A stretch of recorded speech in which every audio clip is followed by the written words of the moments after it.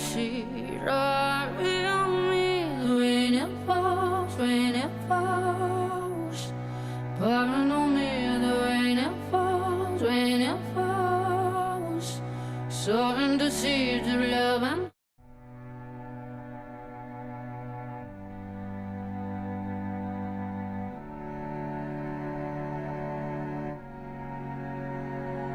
world. I want to leave you better. I want my life to matter. I am afraid I have no purpose here.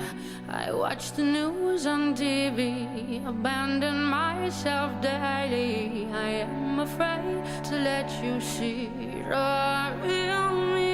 When it falls, when it falls, pouring on me. The rain it falls, when it falls, sowing the seeds of love and hope, love and hope. We don't have to stay stuck in the weeds. Have I the courage to change? Have I the courage to change? Have I the courage to change today? Have I the courage to change? Have I the courage to change? Have I the courage to change today? You're not alone in all this. You're not alone, I promise. Standing together, we can do anything. You're not alone in all this. You're not alone, I promise. Standing together, we can do anything.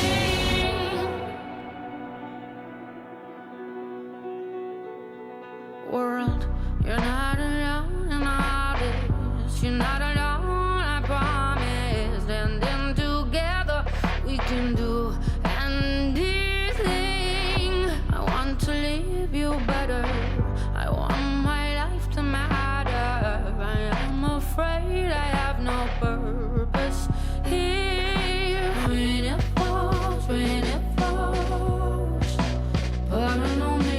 The rain it falls, when it falls, sowing the seeds of love and hope, love and hope. We don't have to stay stuck in the weeds.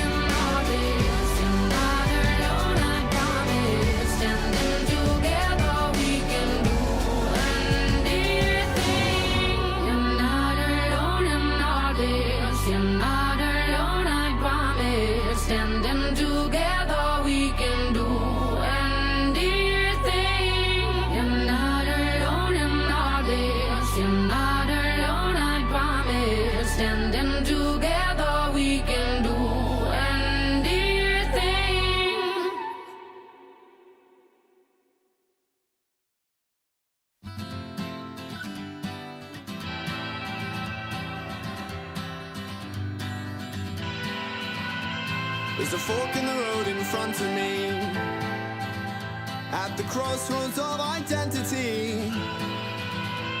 The devil is standing to the left. He says either way they both lead to death. And the high road's steady and steep, and the low road's easy and deep. Guess I'll fall my feet. Guess I'll fall my feet. I've a friend who lies and steals and cheats, always taking more than he can eat. He says to get what I want, I would probably kill. If I don't take it, somebody else will. And the high road's steady and steep, and the low road's easy and deep.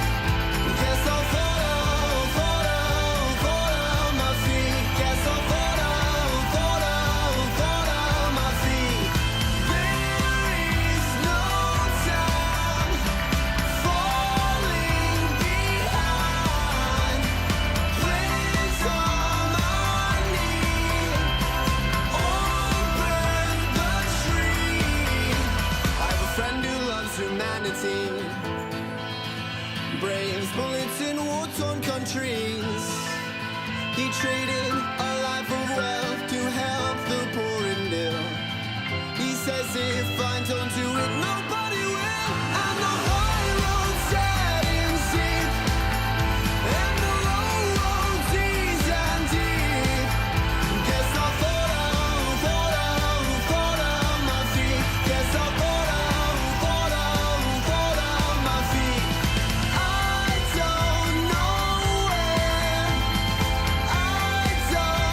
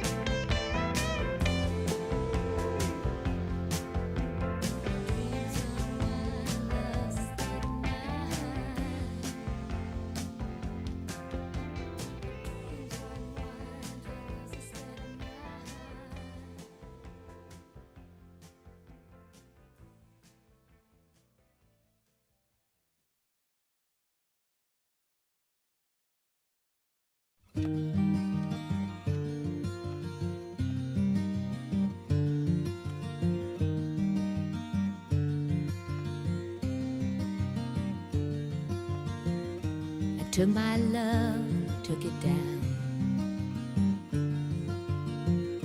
I climbed a mountain and I turned around, and I saw my reflection in snow-covered hills till the landslide brought me down. Oh, mirror in the sky, what is love? Can the child within my heart rise above? Can I sail through the changing ocean tides? Can I handle the seasons of my life?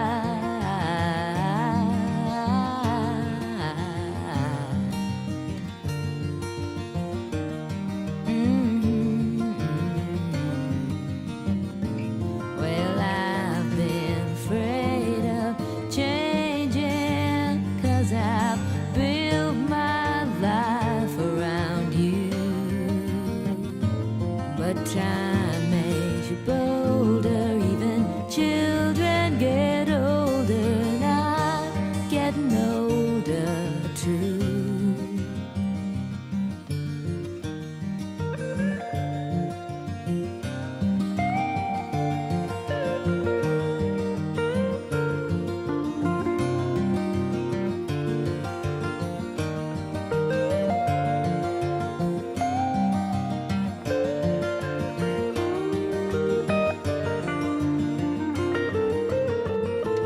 Well, I've been afraid of changing, 'cause I've built my life around you. But time makes you bolder, even children get older, and I'm getting older too. Oh, I'm getting older too. Take my love, take it down. Climb a mountain and turn around. And if you see my reflection in the snow-covered hills, where the landslide will bring you down. And if you see my reflection in the snow-covered hills, well, the landslide will bring you down. Oh, the landslide will bring you down.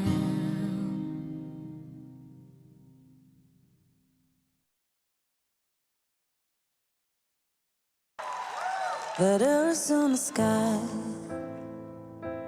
burning in your eyes. You look at me, babe, I wanna catch on fire. It's buried in my soul, like California gold. You found the light in me that I couldn't find.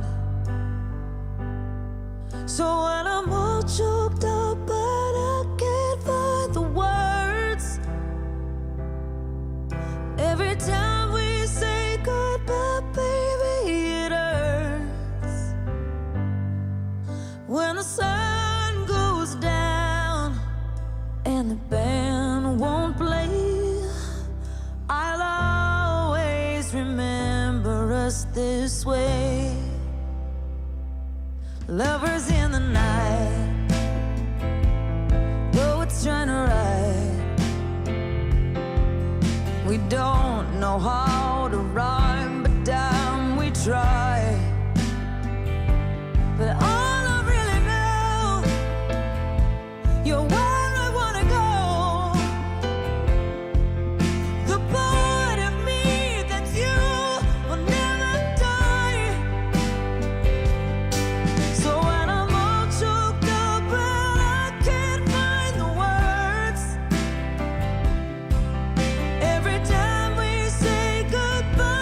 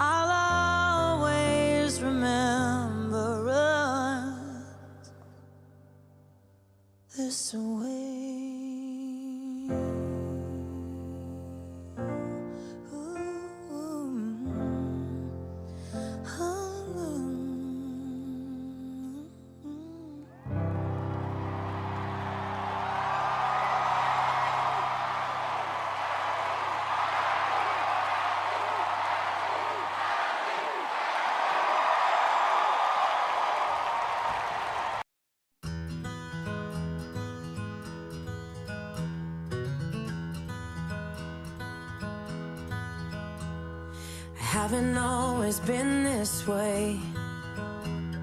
I wasn't born a renegade. I felt alone, still feel afraid. I stumble through it anyway. I wish someone would have told me that this life is ours to choose. No one's handing you the keys or a book with all the rules. The little that I know I'll tell to you.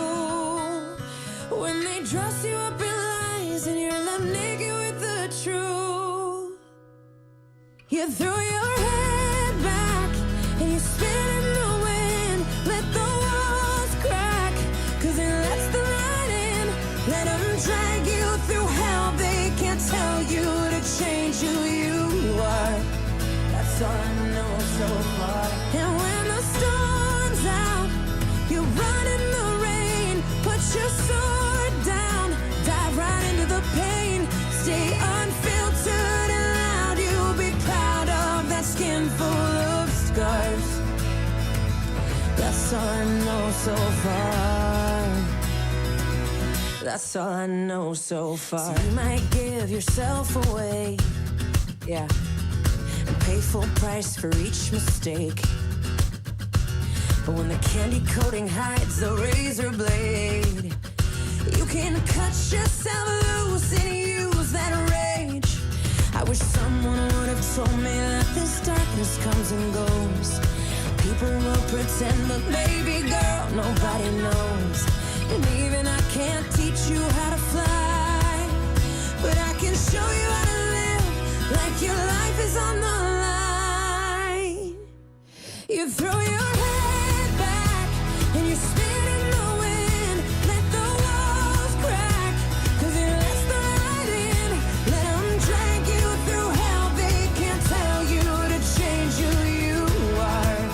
That's all I know so far. And when the storm's out, you run in the rain. Put your sword down, dive right into the pain. Stay unfiltered and loud. You'll be proud of that skin full of scars. That's all I know so far. That's all I know. Hey, that's all I know so far. That's all I know. That's all I know so far. That's all I know. That's all I know so far. That's all I know. That's all I know so far. I will be with you till the world blows up. Yes. Up and down and through till the world blows up. Yeah, yeah. When it's right or it's all fucked up, till the world blows up, till the world blows up. And we will be enough. And until the world blows up, just throw your head back and spit in the wind. Let the walls crack, 'cause it lets the light in. Let them drag you through hell. They can't tell you to change who you are. And when the storm's out, you run in the rain. Put your sword down, dive right into the pain. Stay unfiltered and loud. You'll be proud of that skin full of scars. That's all I know so far. That's all I know. That's all I know so far.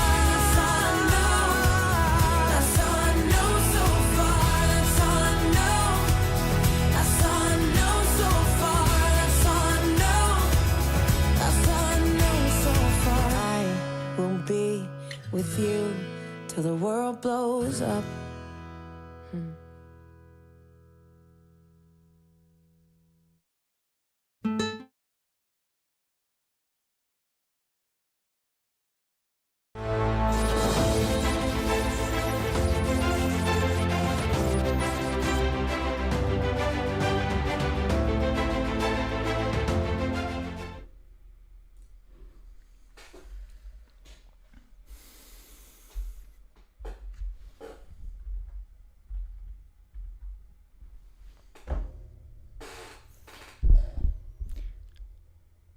What's going on, everyone? Welcome to the weekly True Love Warrior live stream.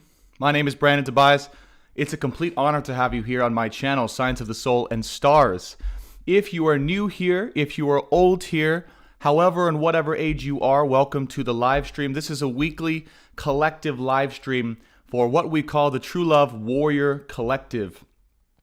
And those of you guys who are wondering, what is the True Love Warrior Collective, Brandon? Well, it's a bunch of people who have gotten together on a weekly basis to understand and to learn through and from and because of the most epic and incredible trials of love,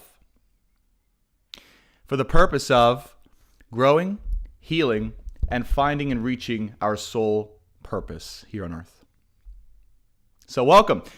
I can sense there's probably a lot of people here. It feels like there's a new wave of individuals who are joining the channel for the first time. So welcome. It's really really good to see you here.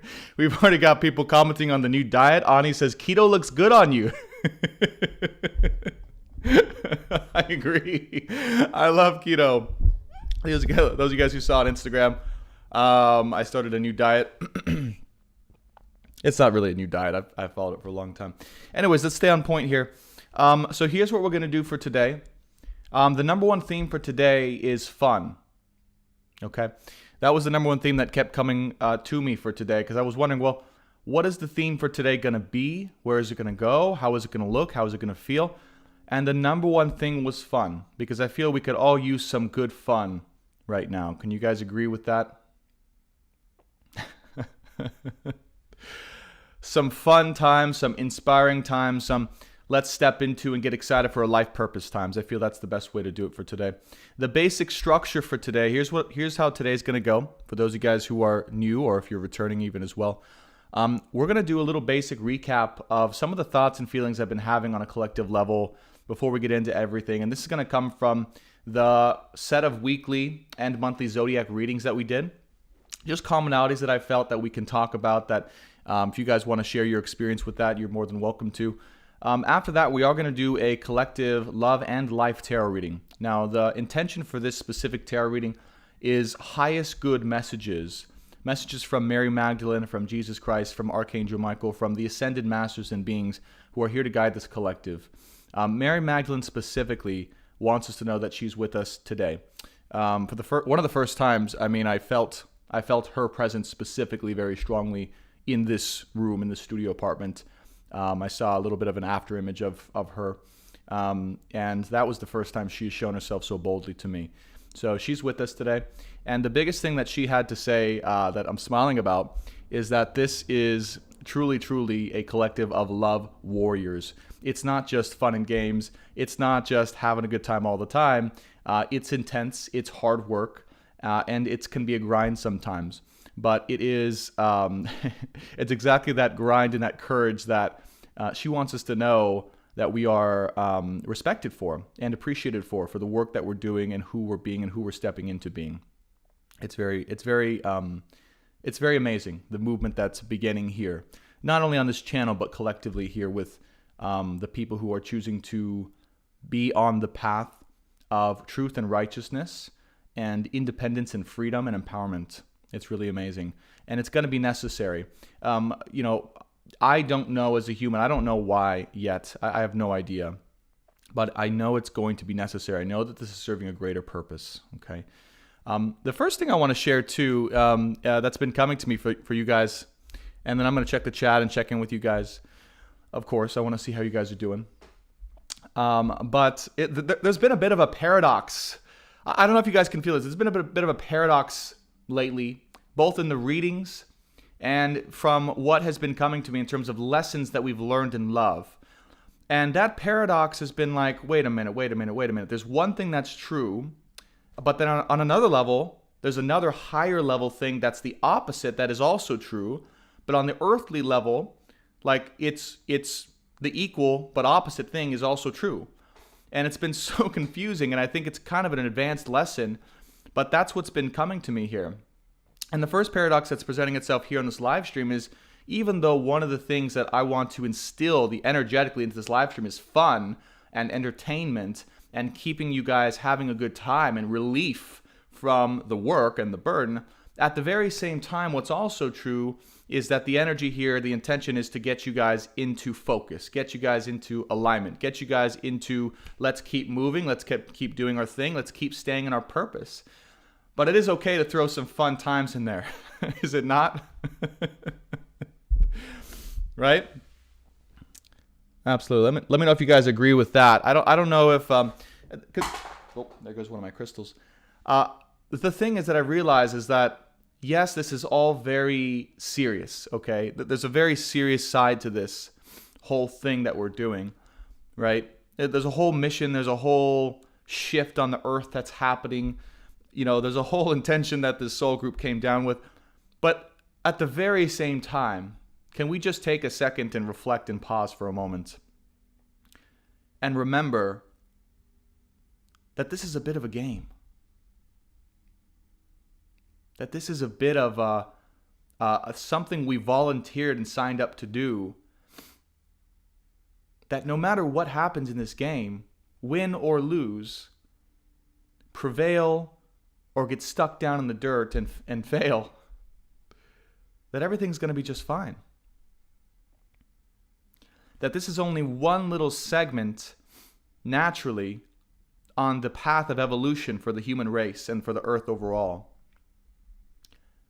And then if we look far enough into the future or far enough, high enough up into the objective view of all of it, right? Yes, these things are important, what we're doing, but it's not like the universe is going to end. It's not like the earth is going to end, hopefully. As long as we stay away from nuclear arsenal, okay? I will say that.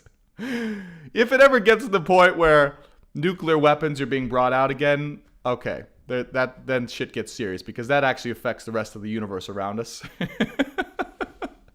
Okay, then shit'll get serious. But so long as we stay away from the nuclear stuff, we're going to be okay. And when we die, we have to remember, when we die, there's a couple things that are going to happen.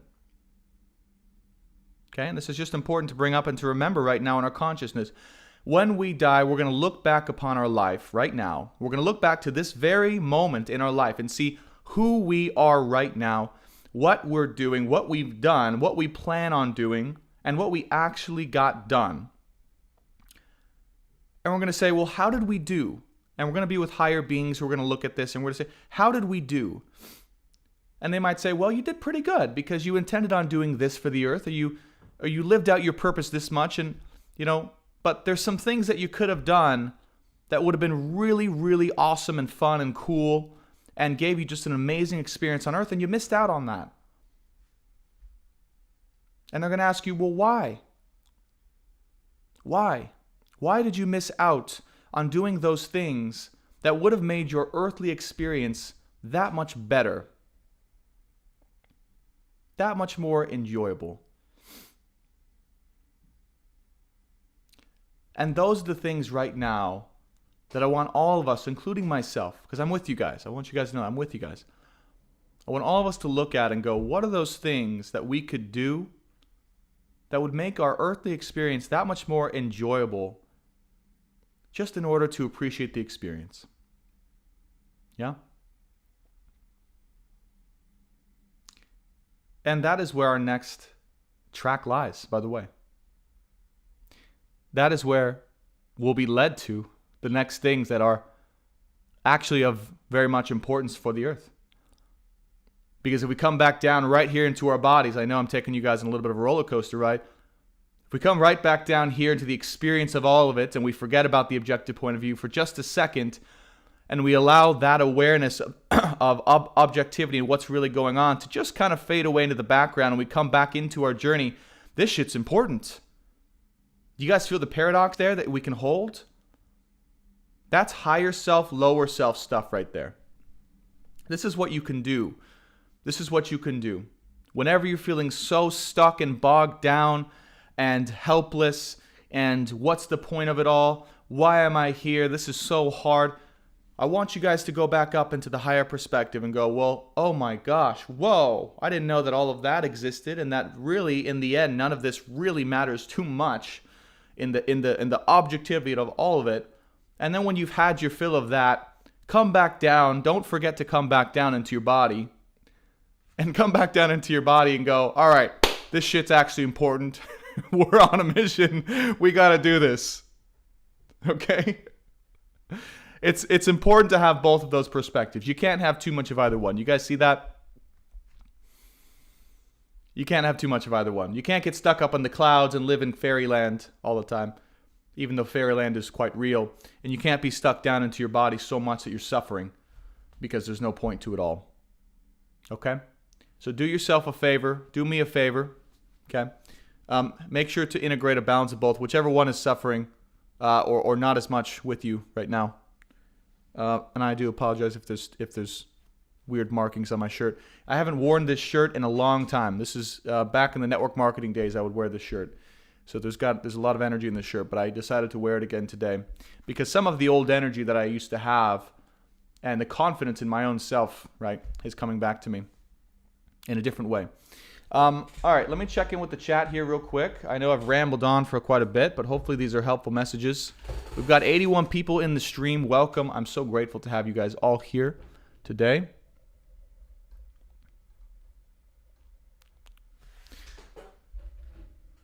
All right, let's see. Jen, what's going on? Pragya, hello. Doing breath work. Says it's been helping her so much. Awesome. Pragya says, yes, I need to be, grounded more, honestly. Good to recognize that. Eleonora says, Eleonora, I am from the Netherlands, and my sign is Taurus. Welcome, Eleonora. It's really good to have you here. Welcome. I love Tauri. They are awesome bunches of people. Little stubborn, but awesome nonetheless overall. Up to you, Tara. I see nothing wrong with the shirt. I don't either. I love this shirt. It was one of my favorite shirts, honestly. Millie says, I love the shirt. What up, Jen? Says 83. Yes, 83 people.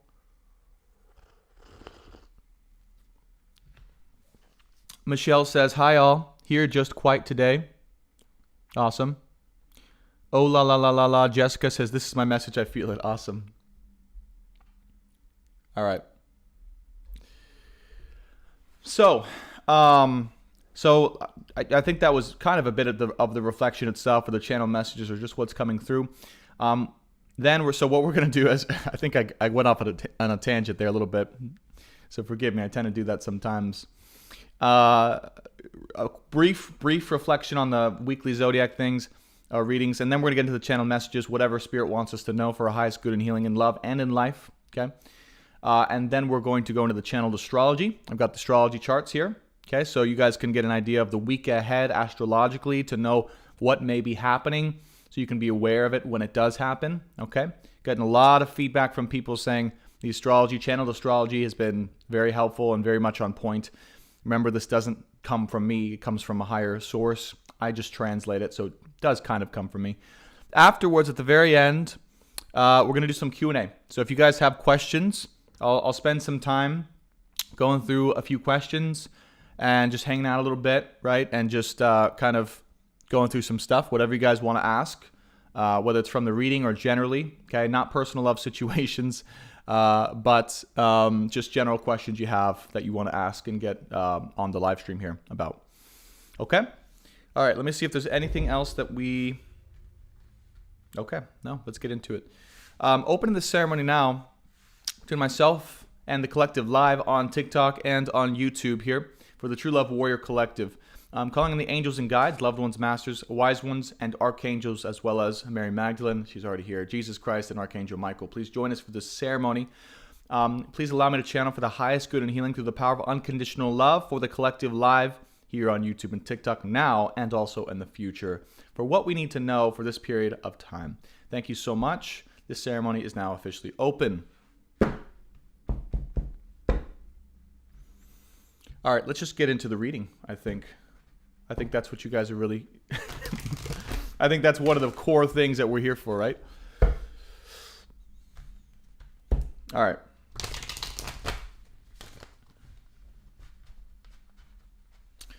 Those of you guys who are, just hopping on here, I did start a channel on Twitch.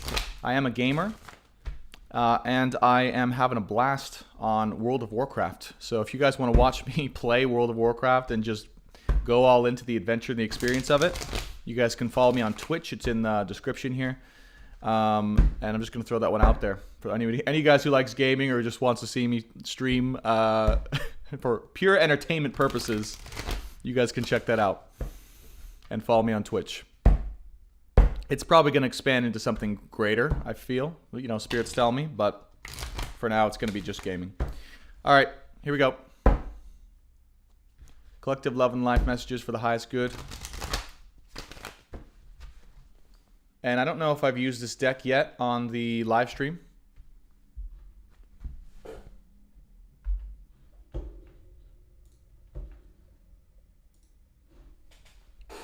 Here it is.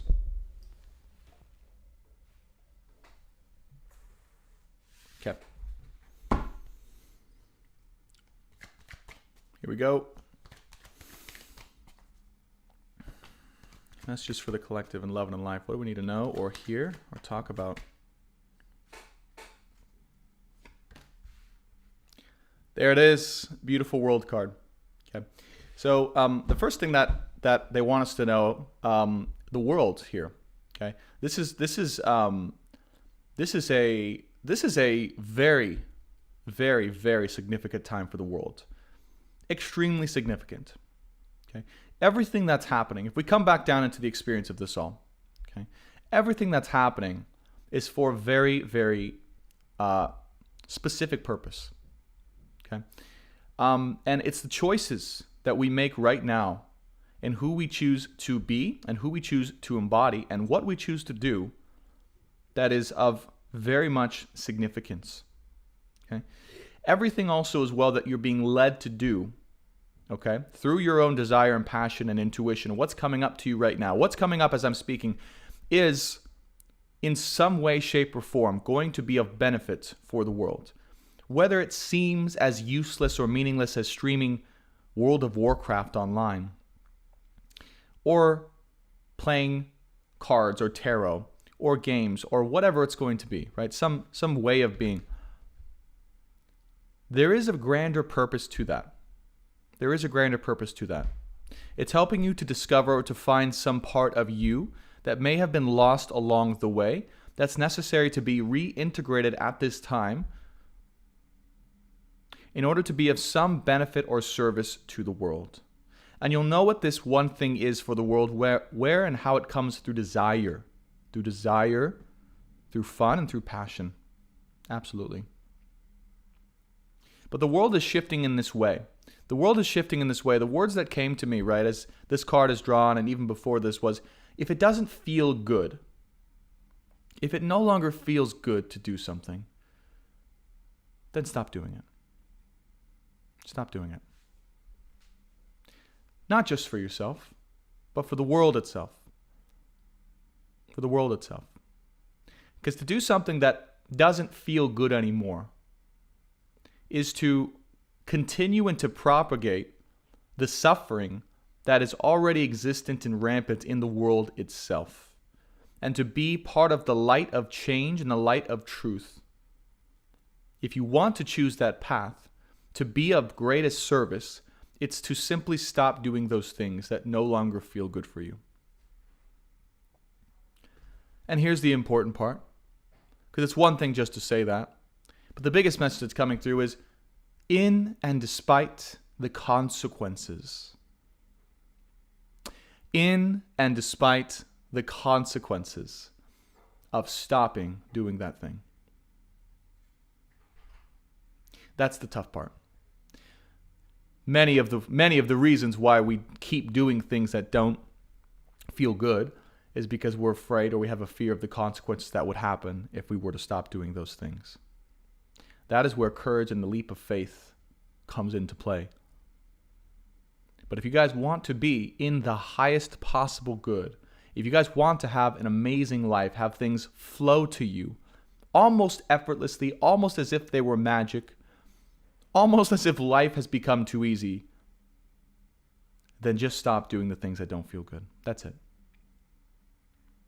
So long as you continue to do the things that no longer feel good, the longer you're in your life, you will continue to suffer, and life will seem very difficult and hard and painful, and almost as if you are a victim to the world, to other people, and to the universe. But in reality, it is you that is causing your own suffering. Okay? Very important message for us to live by. And you will see, once those things are shifted into doing things that you actually want to do, that feel good, that you get a reward from, that you're enjoying the process of. That's the biggest thing here, that you enjoy the process of. That's how you know. If you're not enjoying the process of something, then why do it in the first place? Because the end result, by the way, is just a facade.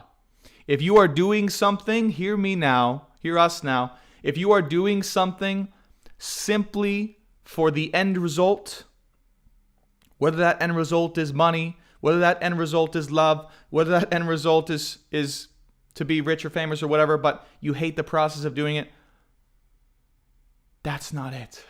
That's not what you got to be doing. That's not what you should be doing. You can do it. You have the freedom to do it, but life's going to be a lot harder. Because the end result is in itself a facade. The end result that we're all going for is in itself an illusion. Because we have no idea what that end result is actually like. What can or will actually happen. How life will shift or change when that end result happens to come in to your life. Right? Let me give one example. Those of you guys in the corporate world or the job, this is a big theme right now I've been noticing, who are unhappy or suffering. Let's say that you're at a job that you just absolutely hate. It sucks. It just absolutely sucks. And you're just doing it for money. Or you're just doing it because you want that promotion. Okay? Or you want to be able to retire. Okay? Something along those lines. But the process of it, the job itself, is completely unenjoyable. Like you just hate it. You just hate going to work. You just hate being at that job. But you do it, you stick it out because, well, I want that money. Or, well, I want that promotion. Or, well, I want blah, blah, blah. You have no idea. We have no idea if when that thing actually comes in, if we'll actually enjoy that thing. If that thing will actually be what we think that thing is. Does that make sense? So the way forward is not to run your life or to choose what to do based on the end result. It's to choose what feels good in the process of doing it. Does that make sense? So find those things in your life specifically. Okay? And search for those things. Here's the journey. Okay? Knight of Pentacles. It's the journey itself that is the most rewarding thing. Okay? And the small little tangible rewards along the way that we can receive, that will be given for reassurance, that show us that we are on the right path. So you will know if you're on the right path. You will know if you're doing the right thing, if you are intermittently getting these amazing little rewards or things that feel really good that are coming in for you in the process of doing that thing. And if something is just seeming like, oh my gosh, like nothing is coming as a result of my effort or work or my commitment at all, ever, there's no sign of reciprocation from the universe at all that this isn't the right thing, that's probably not the right thing.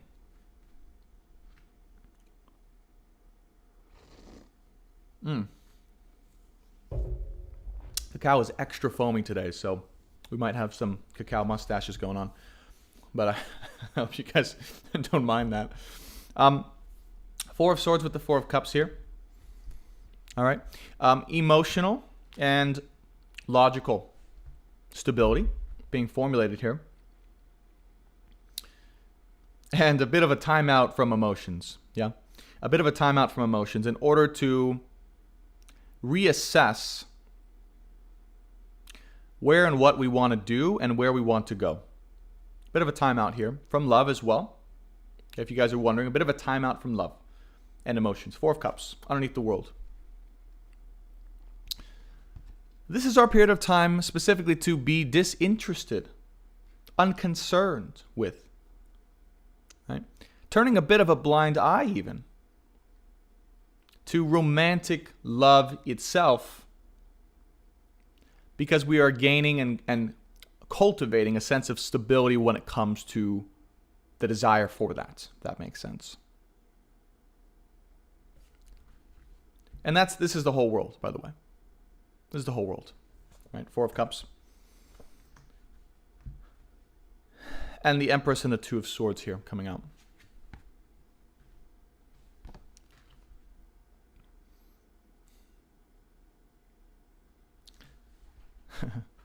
So specifically for the Divine Feminine right now, okay? Empress coming out with the 2 of Swords. The song that I was playing, if you guys heard it from the beginning, Follow My Feet. I think it was Follow Your Feet or Follow My Feet. Those are the words that are coming to me right now. And you might be, well, okay, Brandon, well, how do I move forward from here? Where do I go? What do I do?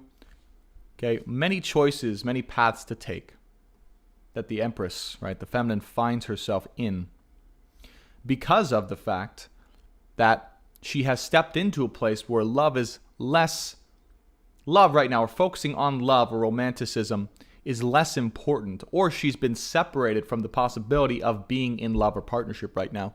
The space that's being created for her at this moment in time is giving her the opportunity to choose from many different paths and many different crossroads and many different opportunities. And right now is simply the time to follow your feet. Follow where your feet take you. Follow where your desire takes you. Follow where your heart leads you at this moment in time. That's how you know. That's how you know exactly where to go.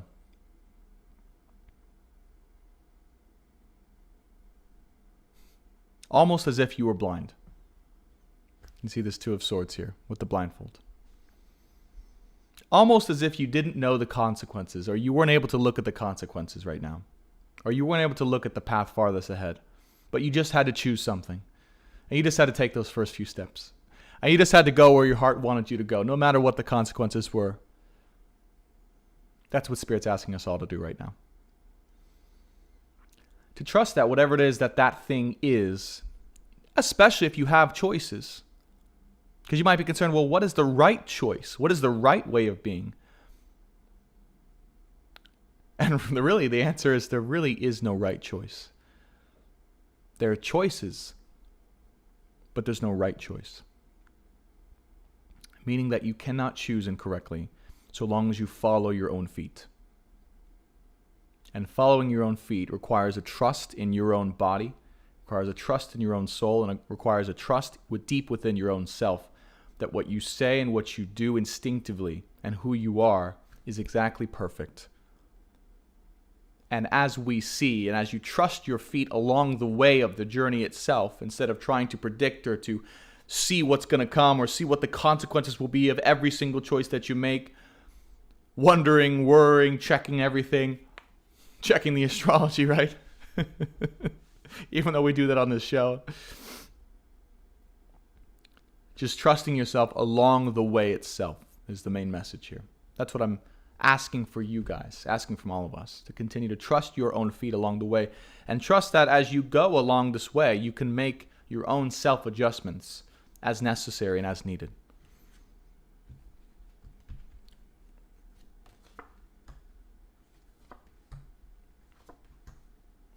Wow. Judgment and the Queen of Swords. Judgment and the Queen of Swords right in the middle. Have we decided collectively to close off our hearts? Has the Empress here decided collectively to close off her heart a little bit? Be honest with me. Be honest with me. Have you guys closed off your hearts? It's right in the middle of the spread. It's okay. It's okay. You know, I would say not so much a closing off of the hearts, right?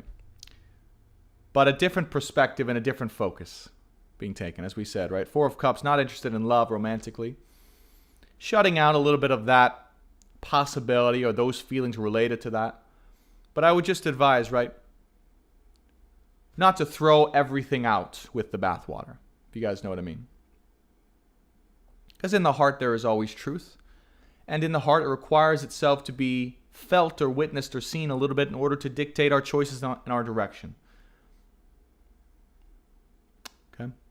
So be sure to have that open to truth here. As you've decided judgment here. And trusting that the divine also is playing a very important role in helping to sort all of the questions out in your life. When you right now, if you're, as I'm speaking these words, if you were to allow all of the burdens, all of the questions, all of the worries and the wondering and the concerns in and around romance or love or any other situations or people in your life that you might be concerned about, if you were to allow and trust that the divine can take care of it for you, is here to sort those things out on your behalf so you can be freed up in order to fully be in and enjoy and choose where you want to go in your life. What would life be like if you fully gave that up to the divine? If you gave that up to God? If you gave that up to your guides, angels, loved ones, masters, and trusted that they got it from here? They got you from here. You've done enough. There's no more you can do. There's no more you can do. Okay, you guys feel that? You've done your part. Give it up to the divine. Because Eight of Wands, life wants to take hold. And once you let go of that burden, that responsibility, that weight, oh my gosh, can you fly? And oh my gosh, can you enjoy? And oh my gosh, can you be free to be in your own skin, fully free in your own soul to express yourself in a way that's very different from how you've ever expressed yourself? And you can move forward with the greatest path and commitments that you've been waiting to choose for quite a while. All of those things that you might have been putting off for a long time that you've wanted to do, you now will have the time and space and energy to put all of your attention and focus onto those things. Because Three of Wands here coming out underneath the Empress with the Two of Swords here, yes, once we choose that thing based on what we really just want to do in the moment, flying by the seat of our pants, we are then also being asked to go on that journey fully. And that might require a little bit of focus and discipline and commitment. You guys see that? So I'm not just saying, remember, there are paradoxes here. Remember, there are opposites, equal but opposite truths here showing up in the readings, in this reading, which is that, one, you can't choose wrong, whatever path you choose. Two of Swords. Make that choice based on your intuition, based on where your feet lead you, based on where your heart leads you. But once you make that choice, I'm not saying to just keep choosing different paths and to keep hopping from path to path to path. No. I'm saying if you choose something because your body chose it, trust that decision. And then lock yourself in. Commit yourself. Have discipline around it. Have faith and trust around it. Don't give up so easily. It may not be easy. It may not always be fun, also, another paradox. But that is the thing that your body led you towards for a certain purpose. I had a certain thought about this too, because one of my paths that I've chosen is to stream on Twitch, to start gaming and streaming on Twitch. Now, I have been almost tempted to do this for a long time, like wanting to do this, but every single time my mind has been like, dude, come on, you do tarot and astrology. How are you going to just start gaming on Twitch? You know, it's a huge time commitment. It's a completely different market. How are you going to tie these things together? And, you know, I've had 2 streams so far. The first one didn't save, unfortunately. The second one last night saved. It was pretty fun. But I had these thoughts. I'm like, should I really just keep going on Twitch?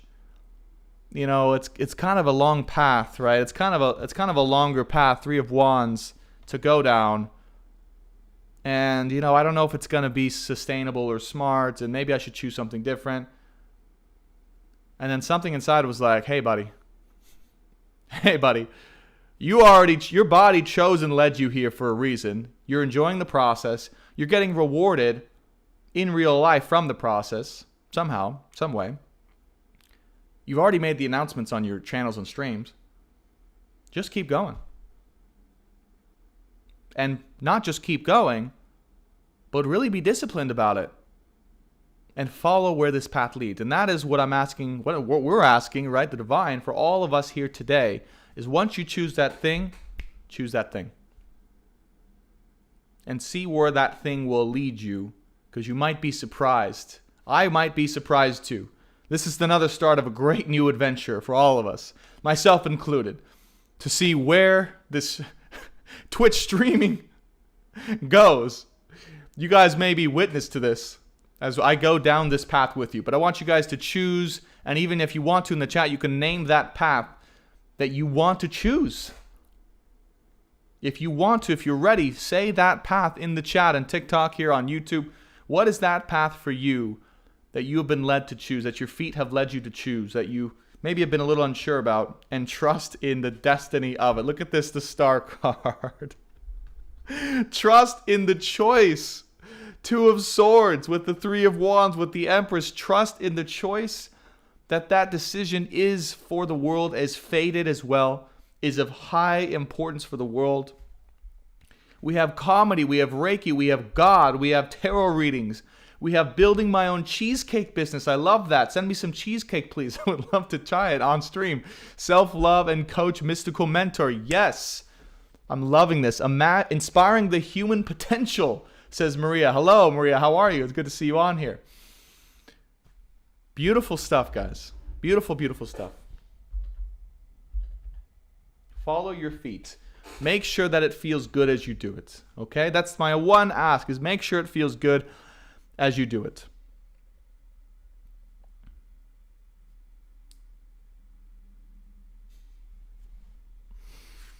And trust in the process here. Last draw we have coming out, we have the 6 of Pentacles, the 4 of Pentacles, the 5 of Swords, which came out in yesterday's TikTok live, the Ace of Cups, and the 2 of Wands as well. One of the biggest things here, guys, one of the most important things, if we are going to follow our feet, and I'll name out some of you guys' things on the chat here. I'll name out some of the things in the YouTube chat in a second of what you guys are claiming or choosing for your life. Okay, that way I can help to manifest it for you, the success of it. Anything I say in the chat, it's going to be manifested for the success. If you guys put it in the chat and I say it out loud, the intention is for it to be manifested for the greatest and highest success that thing can possibly be manifested as. So if you want your thing to be manifested with the power of me and this whole collective, as everyone watches this video now and in the future, say your thing in the chat that you want to be epically successful, and we will gain the power of this collective. People now hearing this be repeated and in the future for the video to help manifest. And I'm asking for those of you guys watching in the future for this video, anything that I say, I want your intention to be to help to manifest these things that I say aloud for every single one of these people who are brave enough to put their thing in the chat. Okay, and we'll do that in just a second. But in order to be fully free in our situations and what's going on, 2 of Wands with the Ace of Cups, it's important to be open to the possibility of new love, of new relationships, of new partnerships, and new romantic engagements generally. Okay.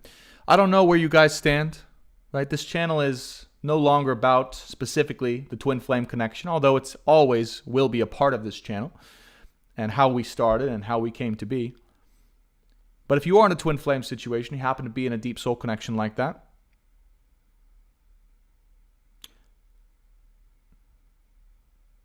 it's important to recognize that part of the freedom of being with that and choosing and being exactly what you need to be is opening yourself to the possibility of something different and of something new in order to be fully and freely empowered. That is part of the lesson. It's a hard one. I can feel the difficulty in that. Can you guys feel that? In my own soul, as I say it, I can feel the difficulty in the collective as we say that. There's some hardship around that. There's some confusion. There's some difficulty there of being open truly, right? But that's that last little piece that can be severed deep down within that would truly allow us to be fully free and empowered in life itself, to be truly open to this possibility.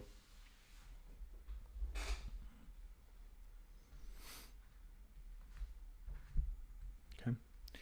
Because being open to that possibility allows the universe to drop in and to deliver whatever exactly it needs to deliver to you to help you learn all of the lessons, have all of the experiences, and have the greatest possible life you can have. If you are closed or stuck down to only one possibility, one person, one thing in your life, in love or in life, the universe is limited in its ability to give you fully what you came here to be, do, and experience. That's the lesson right now. As it's being churned up in the collective. It's being churned up in the collective. Let's churn this collective up. Okay? Difficult to hear, difficult to talk about perhaps, but very true. You give the universe space. Yeah? Give the universe space. Okay. Now, 5 of Swords, 4 of Pentacles with a 6 of Pentacles. Here's that paradox right there of generosity and abundance with 4 of Pentacles, keeping every single little thing closed down into our hearts, right? This is what I'm talking about when I say in love and in life, the challenge is to kind of get out of that hunkered down mode of holding on to one specific thing, one specific person, one specific way of being as if that was the only way of being. It's not the only way of being. It's not the only thing that can give us the highest possible good and experience in life. There are many different things. There are many different possibilities if you open yourself up to them. And the biggest thing, the lesson here is as you open yourself up to be generous in one area of life, it carries over into all of the other areas in life. Right? With the 6 of Pentacles, Judgment, and the Knight of Pentacles, the key here is to be extremely generous with your time, extremely generous with your resources, extremely generous with your gifts to the world. To not close yourself down out of fear, okay, out of fear of discernment, or, if I give to someone, are they just going to take advantage of me? Are they going to make me look or feel bad? Are they going to take something and run? That may happen. It may happen if you give of yourself to everyone. But the most important thing is to give anyways. The most important thing is to have the courage and the strength and the audacity to give anyways, and to trust that if someone were to come along who would be willing to take advantage of your generosity, a couple things will happen. That one, you will become a wiser individual and more naturally discerning along the path of who to give your energy, time, and resources to and who not to. We call it streetwise, street smarts, common sense street smarts. But you can only get street smarts and common sense by doing the thing, by going on the path, not by trying to control what happens or if you're going to experience consequences. It's just by simply doing the thing itself that you learn along the way. Does that make sense?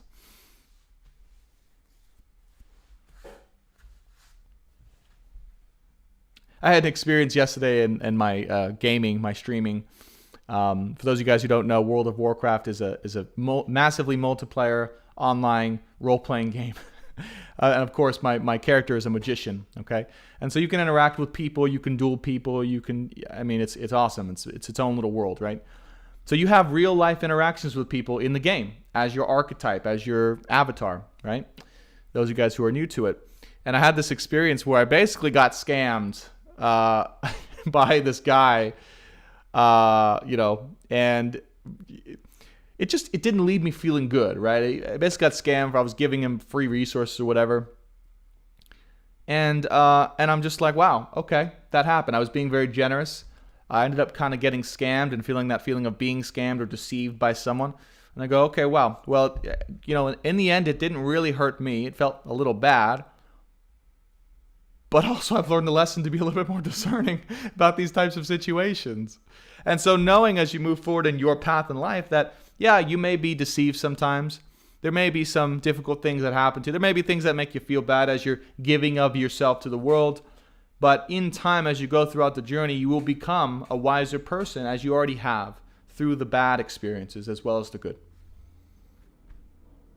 So you will encounter these people along the way. You will encounter people who are a little bit selfish, who are a little bit greedy, who are a little bit wanting to take for themselves, to trick you and go, ha, ha, ha, you've given me your resource. I'm going to keep it now and not give you anything back. Gotcha. I'm going to use my tactics of manipulation and persuasion to deceive you, to take your energy, things, and resources and not give anything back. Ha! Gotcha. You will encounter these beings along your journey because they are out there and they're coming to the surface and they're being seen and exposed more and more right now in the world. You guys see that? There are beings that are being exposed and seen for what they really are. It's becoming obvious to all of us. It's becoming obvious in all of us.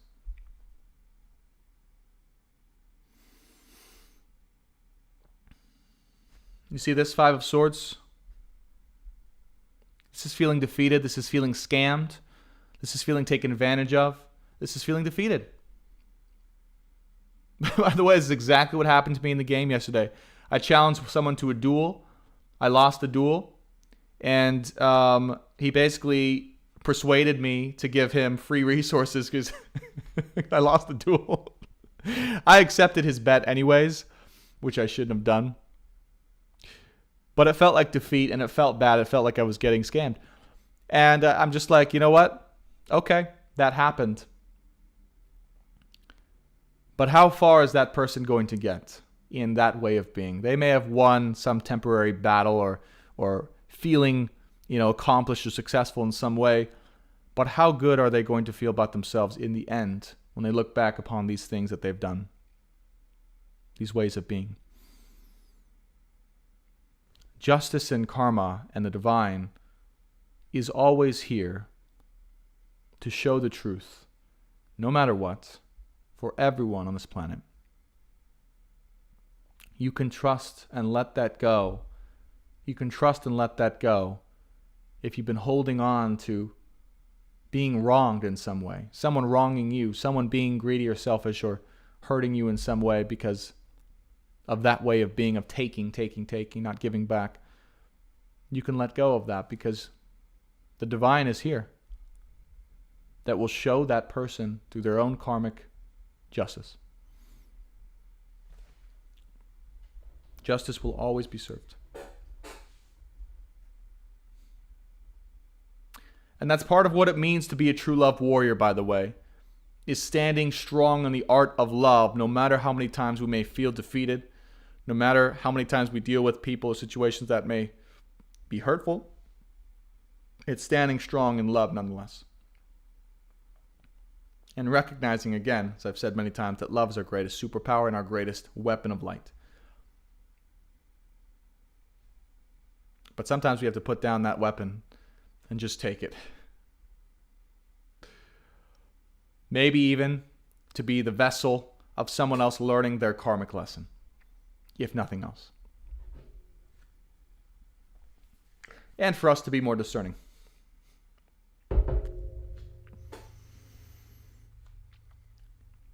So I'm asking you guys, don't be afraid of these people if and when they show up in your life who are unconcerned with you, if they're selfish, if they are scared. Because the only reason that they are doing or being in that way, most of the time, there's very rare where someone is consciously saying, I enjoy and want to manipulate others and take their stuff because I enjoy that and I'm just a bad person, I embrace that. It's very, very rare, right? That's the very small minority. Most of the time it's because of their own fears. It's their own concerns of survival. It's their own concerns that there's not enough for everyone. That if they don't take from others, that they won't survive.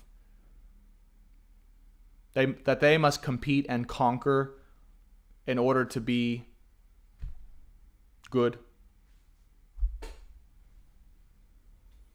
So as you give to these people unconditionally, really, in the end, it helps them to learn and to know that maybe there's a different way. Through your influence, your power, your energy, your aura, as it affects them in that interaction, maybe, that just maybe, they might realize that there's a different way. Because how could someone so unconditionally give of themselves? And how could I so unconditionally take of that givingness and them still be okay with it and happy and successful and good with their own life? How is that possible? You show people what's possible through the embodiment of your own pursuit of light, justice, and truth in this world. You show people through your own commitment to light, truth, and justice, and generosity and love what is possible in this world by your own cultivation of that way of being. So I ask you, no matter where you are going, where your feet have led you, where your path is going, that the most important thing on that path for you to embody, no matter who you encounter, no matter what happens, no matter what goes on in that path, to remain fully embodied in the spirit of generosity and of love.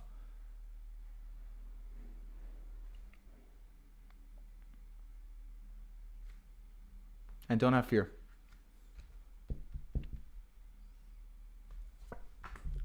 Wow.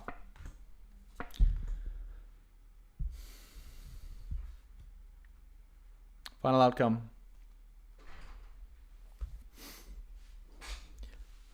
Is the King of Swords with the Strength card with the Five of Cups. A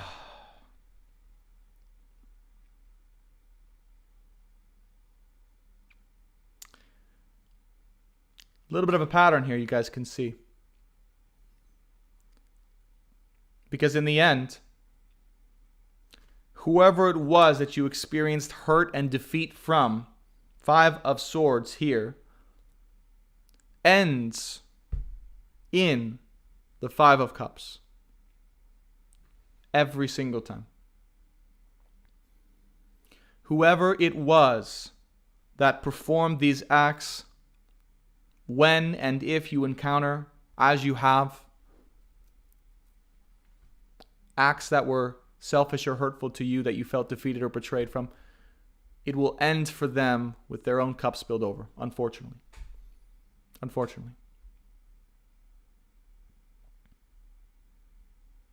And this may be as well with the King of Swords showing up, as we have the Queen of Swords in the middle with the King of Swords on the outlying perimeter, where the Divine Masculine is at. The Divine Masculine energy. If you guys were wondering, I know you guys have asked about the Divine Masculine in the past. Well, the Divine Masculine is showing up right here.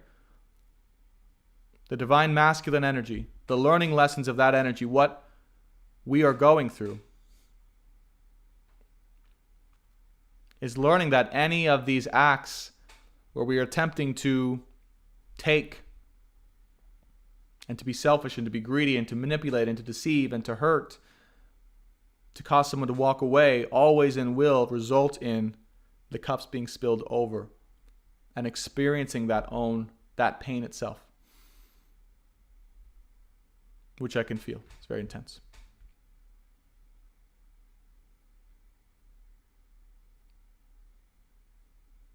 And then in that energy, right, attempting to see, well, what has caused, right, Strength card, what has caused this way of being inside of me?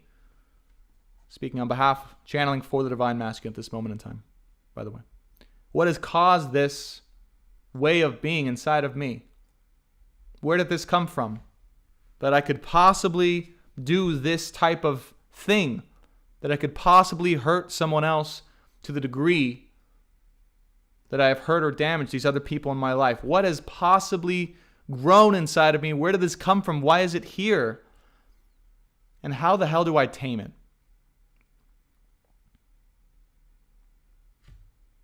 Because I know that in the end, it just causes my own sadness. It causes my own hurt. It causes my own defeat.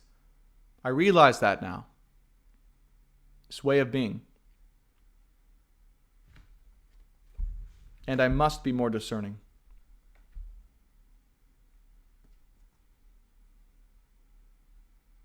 I must be more discerning, and I must seek to understand why and how these things came to be in my own soul and in my own life. I must understand them because I cannot continue to cause and be in suffering anymore. I've had enough. Divine masculine speaking. I realize my mistakes. I realize how I've affected others. I realize how my actions have affected me. And I am struggling at this moment in time to face and to understand the inner beast and to tame that inner beast, that inner lion. But I'm doing it. I'm finally starting to understand exactly why this was put there and to grow in those ways of seeking and understanding the truth inside of myself. Camera just shut down. There's a little confirmation here.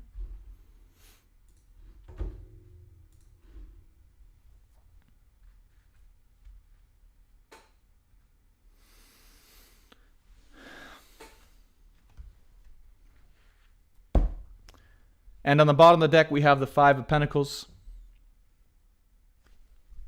followed by the Page of Pentacles, followed by the Three of Cups, followed by the Justice card, followed by the Nine of Cups, followed by the King of Pentacles. So in the end, it's no time to be and sit down in the dumps at all. No time for that, although that might be present. There are people we can help. There are people we can give our time and energy and effort to. There's good times to be had. And there's justice to be served with our own ways of being out in the world that we know we can be of service for and to.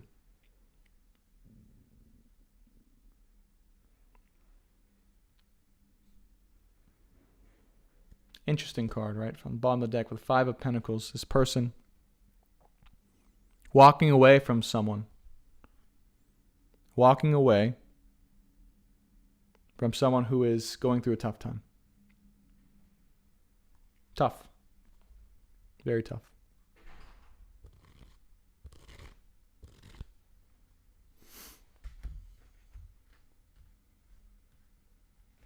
But necessary.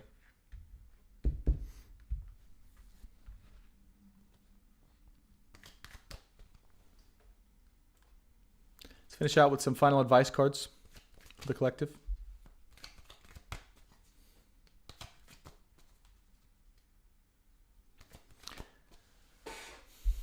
Spirit guides, loved ones, masters, wise ones. Final advice for the collective at this period in time. Death card. Hold on.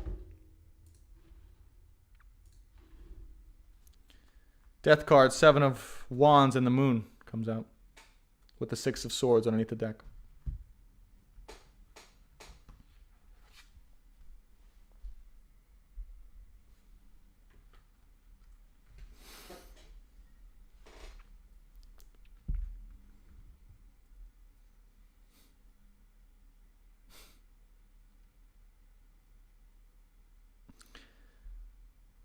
Are you guys ready to let go of the battling? Letting go of the internal battle that you have within yourself. Fighting parts of yourself that are absolutely necessary to be integrated within. Every single part of yourself, Death card, Seven of Wands, and the Moon. Every single part of yourself that is a part of you already, that you may have been conditioned or influenced to think or believe is not good, and thus you've decided to push away every and any single part, by the way, not just some of them, so that the bad ones, right? I'm not counting the bad, I'm counting the bad ones too. I'm counting anything of all the bad ones, every single part of yourself that is coming up, that you've been battling right now, that you've deemed as not good or not appropriate or something that you don't want to have in your body or life because of maybe fear of judgment or judgment of yourself, or what the consequences of that would be if you were to integrate or embody that part of yourself. Maybe that part of yourself is super ugly and you don't really want to look at it, or it's a little scary. The moment you guys decide to let go of the battle, or to stop battling, to let the end of the battle of that and those internal parts of yourself that want to be integrated, that are and always will be a part of yourself, that are useful in some amazing way, not just for your own life but for others, is the minute that life becomes really fun again. Because I'm sensing this huge momentum and wave of energy coming back into you, a part of yourself that you may have lost, that made life fun again, that made life fun and enjoyable, that made life an adventure, that made life a pursuit, that made life spontaneous and incredible, and a life where consequences were not as important. Because somewhere inherent inside, we knew that consequences as well were part of the journey. Okay. So if there are these parts of you that are coming up, that are wanting to be reintegrated, to be re-brought into yourself, just allow that battle to die. Allow that battle to die, to end, and to bring every single part of yourself that wants to be within you to be reintegrated. No more battling. No more battling your natural, inherent, authentic desires. Give you guys an example, right? Yesterday I posted about my keto diet. There's bacon and sausage in that picture, and eggs. And I go, you know what? My body is screaming for this. My body loves this. My body feels really good. I had some comments. Someone said the keto diet looks good on me. Thank you. But from another perspective, right? I was like, oh, I don't know. You know, that may trigger some people in the spiritual community. Even though it felt really good to me. It felt like something that was right for my body, my mind, my soul. It felt like medicine, by the way. And I go, man, I don't know. There was a part of me that wanted to reject that because of the consequences of what that may mean as for me as a spiritual person or a spiritual influencer, spiritual leader. That I said, you know what? Screw that. I'm not going to reject, I'm not going to battle my inherent desires anymore. And whoever I inherently am is what goes. So slowly the gap between spiritual Brandon and real life Brandon is closing down so that they're one and the same. And for every single person here watching, that's exactly what the ask is. For every single different part of you that you may embody in different areas of life, whether it's work you, family you, friends you, being out in public you, right? Starting to close the gap between all of those ways of being, all of those versions of yourself, so that there's just one and the same you all the time. From the nerdiest and weirdest parts of you, like the World of Warcraft parts, to the tarot and astrology parts. Someone said, we're not your third grade teacher. That's a story. That's a story I'll tell another time on this live stream. You guys definitely saw the live stream. But anyways, That's what's going on right now. That's what they want us to know. Okay, bottom of the deck on that is six of swords, 9 of cups again, King of Pentacles, and Justice here, right? 5 of wands. Allow yourself to go on the journey, guys. That's the last thing I'll say for this. Allow yourself to go on the journey. Better and brighter, more fulfilling and fun, and enjoyable waters. After a period of hardship, we've earned the right, I would say, through our dedication to the cause, to go into a new way of being that is easy, or easier at least, more enjoyable. Okay? All right. So that's the collective love and life updates for our highest good. Interesting, we had a mix of a little bit of love and life stuff going on. I think that's going to be the future of this stream, is I'm not going to throw love out of the water, but I'm also going to talk about a lot of life and world and collective stuff. Maybe we'll throw in, divine masculine stuff when time needs to be channeled, okay, through me. And maybe we won't. We'll see. But let me check in with the chat here. I'm going to drink some cacao as well. You guys are welcome. What do you guys think of that reading? Oh, we got to read out the manifestations, okay? All right, we're not going to have time for all of them. There's probably a ton on here. I'm going to drink some cacao. It's a little foamy, so please, don't laugh too much.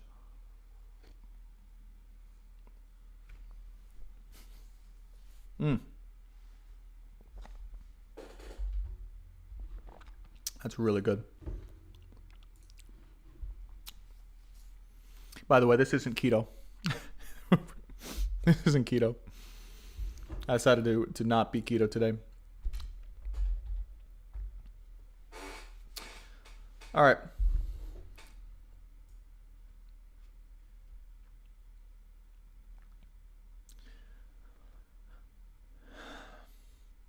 So I'm going to go back up to some of the things. We'll say a good amount here.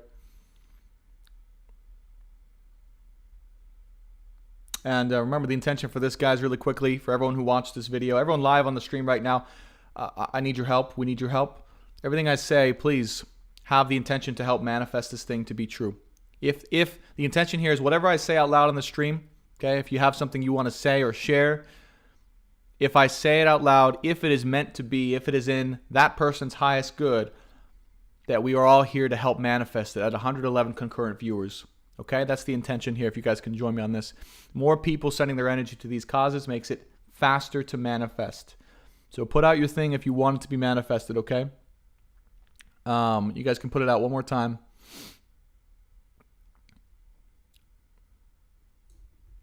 Okay, awesome. We're just going to go through a bunch here. So Soul Recovery says, public speaking too is on my agenda. Rebecca says, energy medicine. Absolutely, that's going to happen.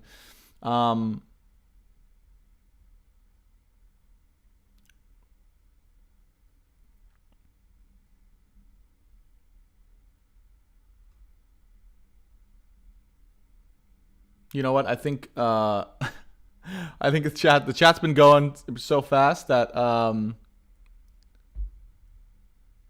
just gonna say, if you guys want it to be called out, then just say it again, because I gotta go way far back in the chat. I didn't realize how long ago I had said that.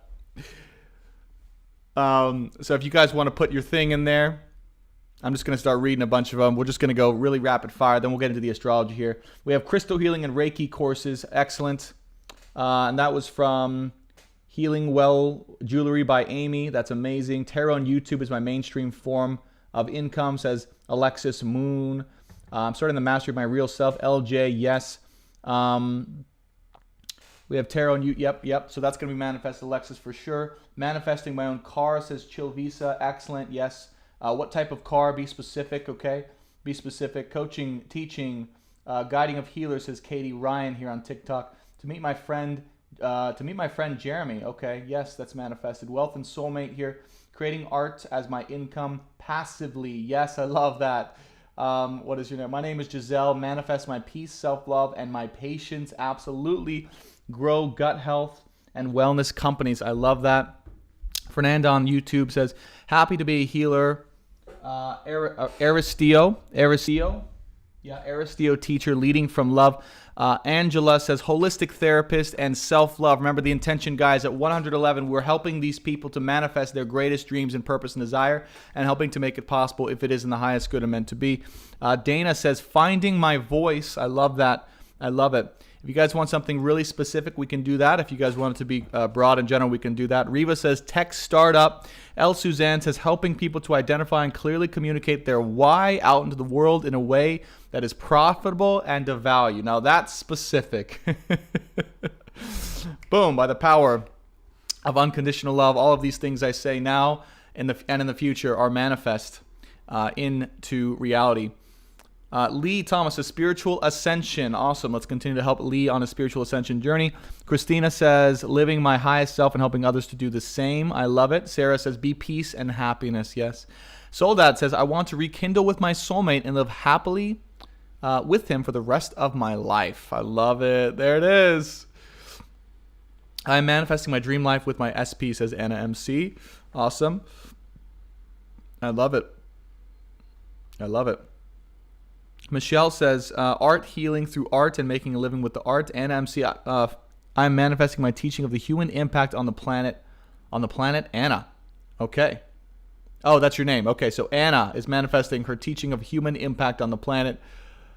Teaching self-realization. Now, by the way, are you guys getting some ideas from this? This is also not just me, manifesting, but these are the collective, 111 on TikTok now. There was 111 on YouTube. These are us also as a collective, right, sharing what our gifts are that we want to be with the community, so you guys can be sparked into having ideas. If you're like, well, I can do that thing that I just announced, or, if I did that but a little bit differently in my way, that's possible. Okay, so allow these things as well to spark what it is you're here to do and to be, to help be manifested. Okay, T-Mac says, have my twin flame return and have a loving, positive relationship for the rest of our life. Absolutely. There we go. Helping to manifest it here. Jessica says family. Cecilia says stability and independence for me and my family to have the courage to continue to sell and put my art and work out in the world. A lot of artists out here. I absolutely love it. Artists surrounding us in our life. Kelly says finding my tribe of friends and love. Corrine says speak our truth and our own self. Crystal says to be the goddess of my universe. Amen to that. Amen to Crystal being the goddess of her universe. She is already. Madeline says manifesting reconciliation, joy, love, and peace. I love it. So it does manifesting for you to reach your weight loss. Okay. I love it. I love it. Manifesting spiritual ascension. All right. Good job, guys. All right. That's enough for today. We'll do it next week. We'll do a little bit of that next week if you guys like that, or if you guys find that useful, but we can't do all of them. We're going to get into the channeled astrology now at this moment in time. So let's go ahead and get into it. Good job with everyone who decided to participate. There's so many of you guys being brave, stepping up to the plate right now. It's so cool to see. It's so cool to see. There it is. So those of you guys on TikTok, if you want to see the charts live, we are on YouTube with the charts up and live here for us to see. And we're going to go through the week ahead in astrology. This is channeled astrology for the week ahead for our highest good and healing. And just so we have a heads up on what's going on astrologically. You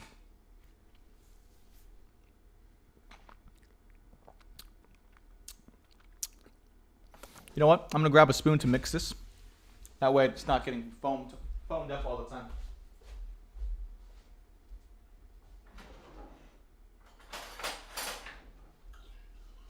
Okay. All right. Yeah, it had gotten all separated, so it was hard to kind of consume. Like the top was just all foam. But we got to integrate all of the parts of this cacao for sure.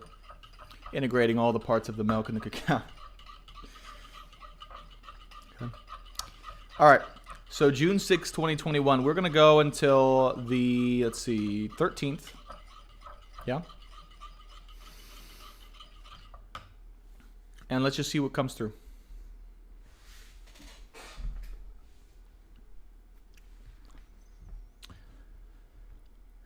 Okay. the YouTube channel Science of the Soul and Stars, by the way. Science of the Soul and Stars, okay? Yeah, it's not on my bio right now on TikTok because I put my Twitch channel up there, which I should probably change. But Science of the Soul and Stars on YouTube, okay?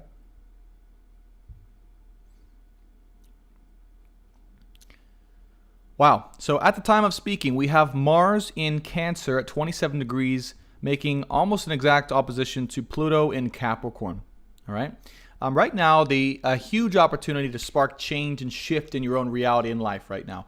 By the words that I'm speaking, right? The things, the passion, the excitement, the desire, the sexuality, the energy of sexuality flowing throughout your brain, body, bones, and spirit, okay? Leading you to the things that you desire, leading you to truth. Don't forget that passion, sexuality, sexual fulfillment, and sexual desire remind you of the truth of why you're here and of what really matters. Don't forget those parts of yourself of sexual desire, sexual truth, passion, fulfillment of those desires reminds you of the moment of truth of why you are here and what actually matters in your life, what is actually important in your life. At the moment of climax, at the moment of orgasm, your mind, body, spirit, and soul are and must be perfectly in alignment.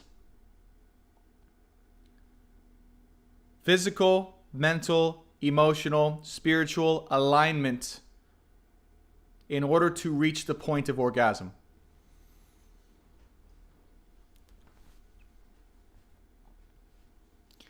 The only question is, are you in touch with the truth and the reality that that moment brings to you? You don't have to be, by the way. You can block that out. You can just say, okay, well, it's one little thing. But if you allow yourself to be fully entrenched in the experience of climax,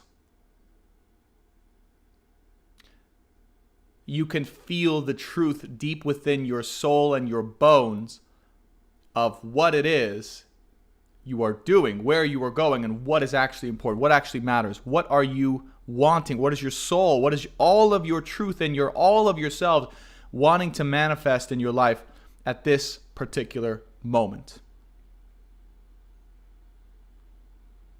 Orgasm will never lead you wrong if you allow it. If you allow the truth in that to redirect your path and to remind you. If you were looking for the way forward to be inspired by the truth of where you're going and what you want, that might be a useful practice. Okay? And that might be coming up for you guys.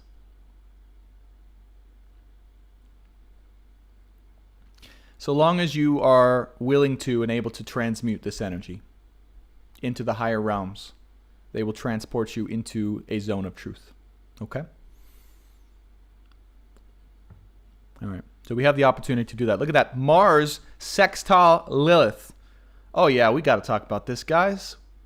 We got to talk about this. There's a reason why this is coming up. Mars in Cancer sextile Lilith, deep down sexual desires of darkness deep within that we don't want to see or mess with. Ooh, we have an opportunity to respark ourselves, opposing Pluto in Capricorn, and make real progress in our ability to be impactful and change the world in a great way through our own passion and sexual desire. Allow that to lead you to your truth, guys. Venus in Cancer as well. So we have Mars and Venus in Cancer, by the way. So it's getting closer to a little bit of a reconciliation here between the masculine and feminine here. Don't take that too literally. That's the words that came through. Trining Jupiter here in Pisces.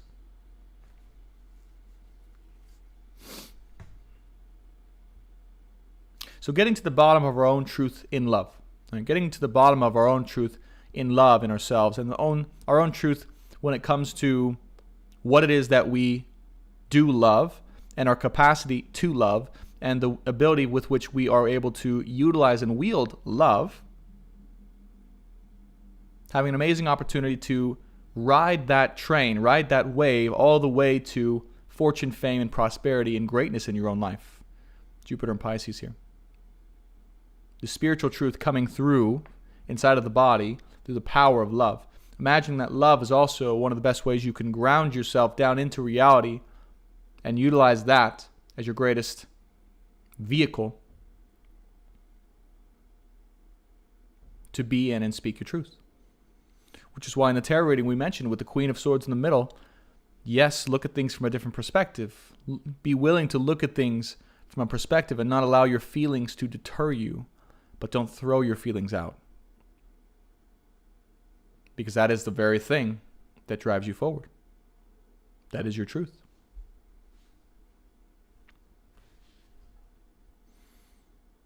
Mercury in Gemini conjunct the Sun. Sun sextiling Chiron. Mercury square Neptune in Pisces. Juno in a conjunction with Earth in Sagittarius. Sextile Saturn. Earth trining Chiron here in Aries.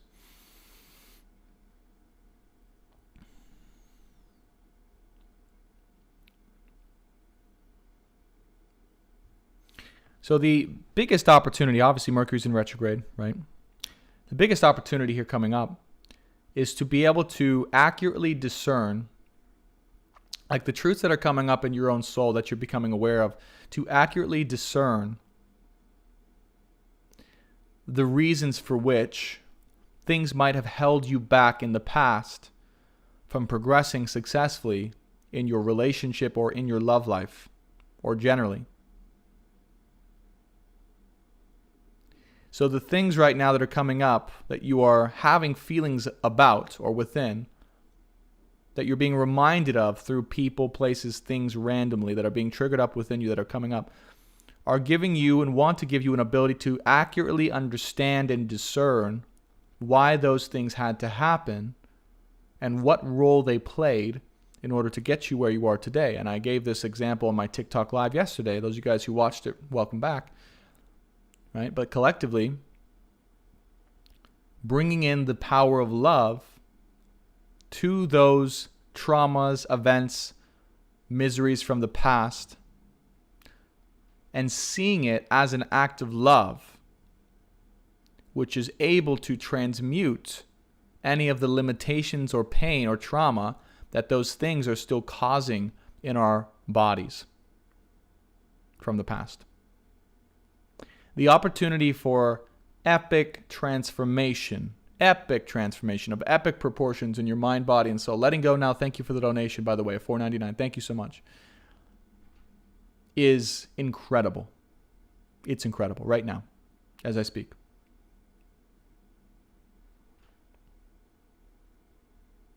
If you are willing to take the perspective of what has happened to me, happened for me, and happened to me out of and because of love. If you are willing and brave enough to look at things from this perspective, from everything that's happened in your life, including the deepest and darkest things from your past, and ask the question, why and how did this thing happen to me out of love and service to my own soul and my own soul's progression? Those things can be transformed in the most amazing of ways.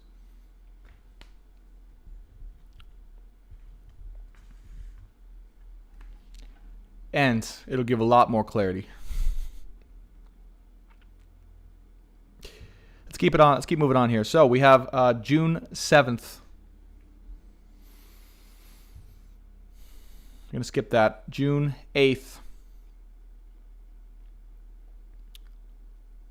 Juno opposing the Sun and Mercury conjunct the Earth. There it is. There is that logical, collective integration of love and life, love into life, love and life, understanding and viewing it from a higher perspective, Mercury conjunct the Sun, about why things happened, why they needed to happen, and what the purpose of them overall was.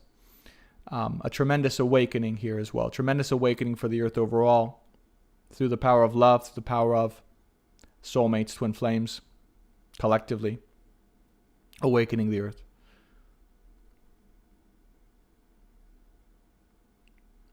Tension also between these parts of ourselves. The part of ourselves that is aware of that one person, the part of ourselves that is aware of that one person who we have a deep connection with, and Sun conjunct Mercury. It's a opposition between the logical integration and the feelings part of it. The feelings. The very real feelings that show up. And the logical truths that we've decided to step into. And how to see the situation for what it is. So how do you hold with this alignment, both at the same time, the truths apparent within the situation that you've experienced in love collectively with certain people or persons in your life, while at the same time feeling the feelings that arise and feeling the truth that arises within your own soul that is out of your control?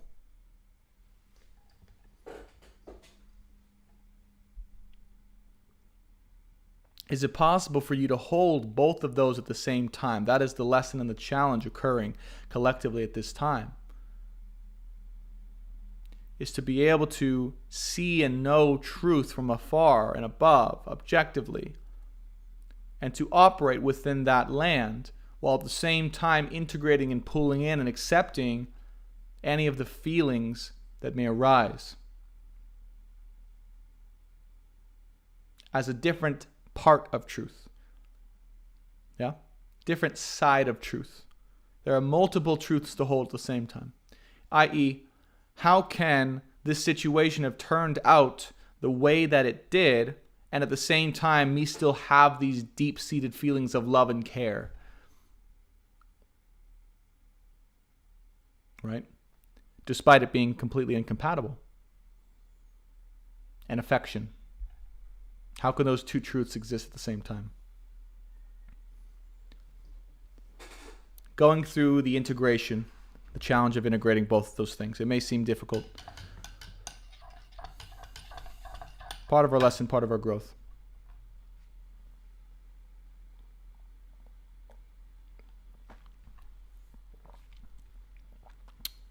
Wow. Uranus conjunct Ceres at 12:12.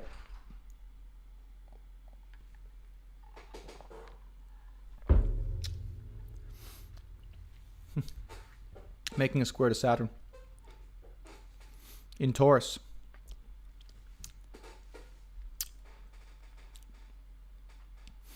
The roller coaster ride continues. The roller coaster ride continues.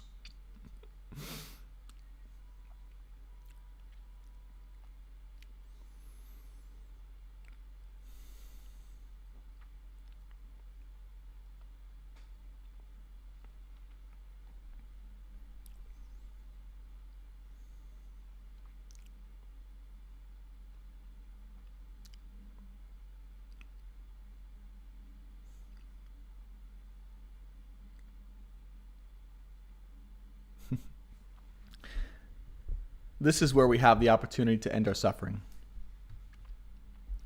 Difficult alignment here to channel form. This is where we have the opportunity to end our suffering within. Uranus conjunct Ceres, square Saturn and Aquarius. We have the opportunity to get off the roller coaster. To get off the roller coaster. This is that battle. Remember, guys, we talked about the battle in love. The battle, continue or stopping or ending or letting it die, the battle within ourselves of the deep-seated feelings coming up of ourselves.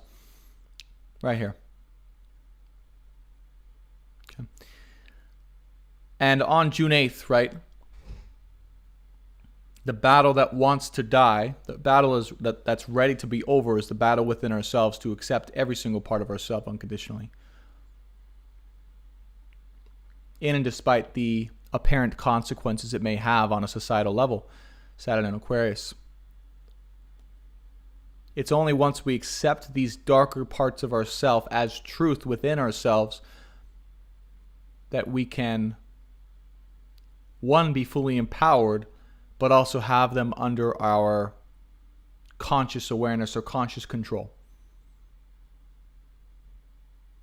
Because it's only things within ourselves that we have not shined a light upon, that we have not accepted upon ourselves, that are still allowed to run unconsciously. Does that make sense?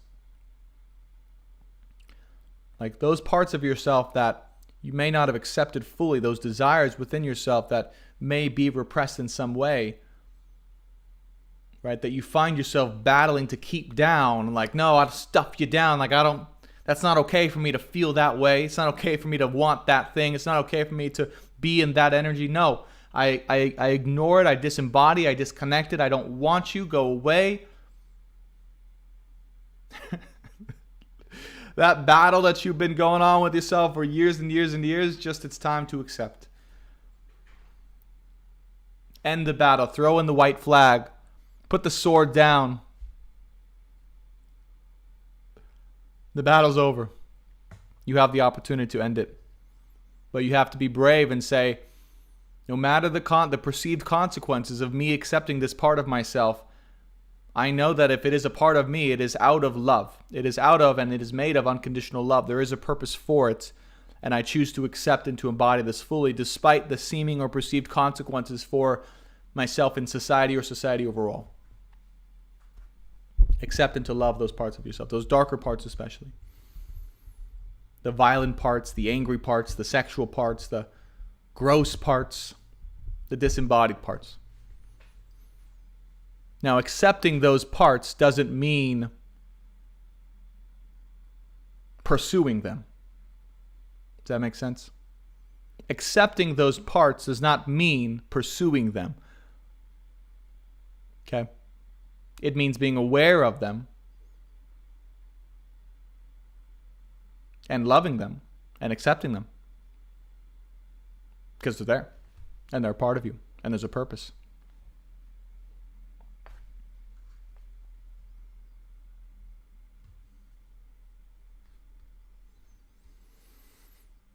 And all it will do is simply make you a more whole and embodied version of yourself as you choose your path of desire, of light. You can be confident in that. It won't deter you, it won't derange you, it won't make you crazy. Right? Unless you're a serial killer, then, keep that part. Just kidding.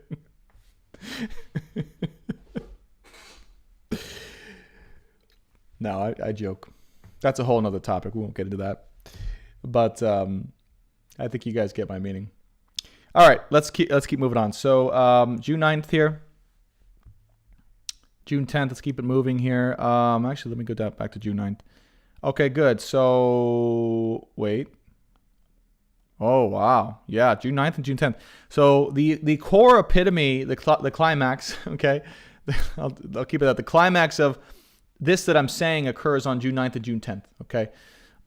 With the moon conjunct, it's going to come into a conjunction here with, wait a minute. Oh, wait a minute. We're getting a new moon then. Yeah. On June 9th. I almost skipped over a new moon day. Let me just go ahead and... There it is. No. Right there. Okay, so it is June 10th. So June 10th, the new moon, mark your calendars. It's in Gemini. Okay, 1919 with Mercury conjunct, the new moon. Opposing Juno and the South Node. Though this is a big one. Oh, actually, it's the eclipse. Hold up. It's the eclipse. Solar eclipse. Duh. All right. Well, there you go. So it's a big one. Yeah, someone said, isn't it an eclipse? Yes, it is. Professional astrologer over here. Very big one. Okay, so I could see that without even realizing it was an eclipse. I could see how big it is energetically. So we've still got Mars opposing Pluto here. So that whole energy of transformation, transmutation, following your passion, desire of truth, that's still all very strong the whole week. Now, with North Node being in the same sign of Gemini, with the full moon, with Mercury, all conjunct, all in Gemini, opposing Sagittarius with Juno in the South Node, goodness gracious. I mean, this South Node Juno energy, man, it's just been, this is just this past life karmic relationship drama, right? But I would really say the epitome of this is utilizing the new perspective that you've gained, the objective reality of truth that you've perceived or are perceiving around this situation specifically. Let's get hyper-focused here, because everything else, yes, we're focusing on other things, we're choosing our path of light. But it's the clarity and the realizations you have around this twin flame, soulmate, Juno person connection that has had the most influence and impact in your particular life. That's very relevant with the astrology right now. Conjunct the South Node, opposing Gemini. What was the major lesson that you needed to learn and to fully go through and embody as a result of this connection in your life that you can become aware of? It's the full realization of the major purpose behind the connection and what the intentions were from the past, what they may be in the future, if there is one.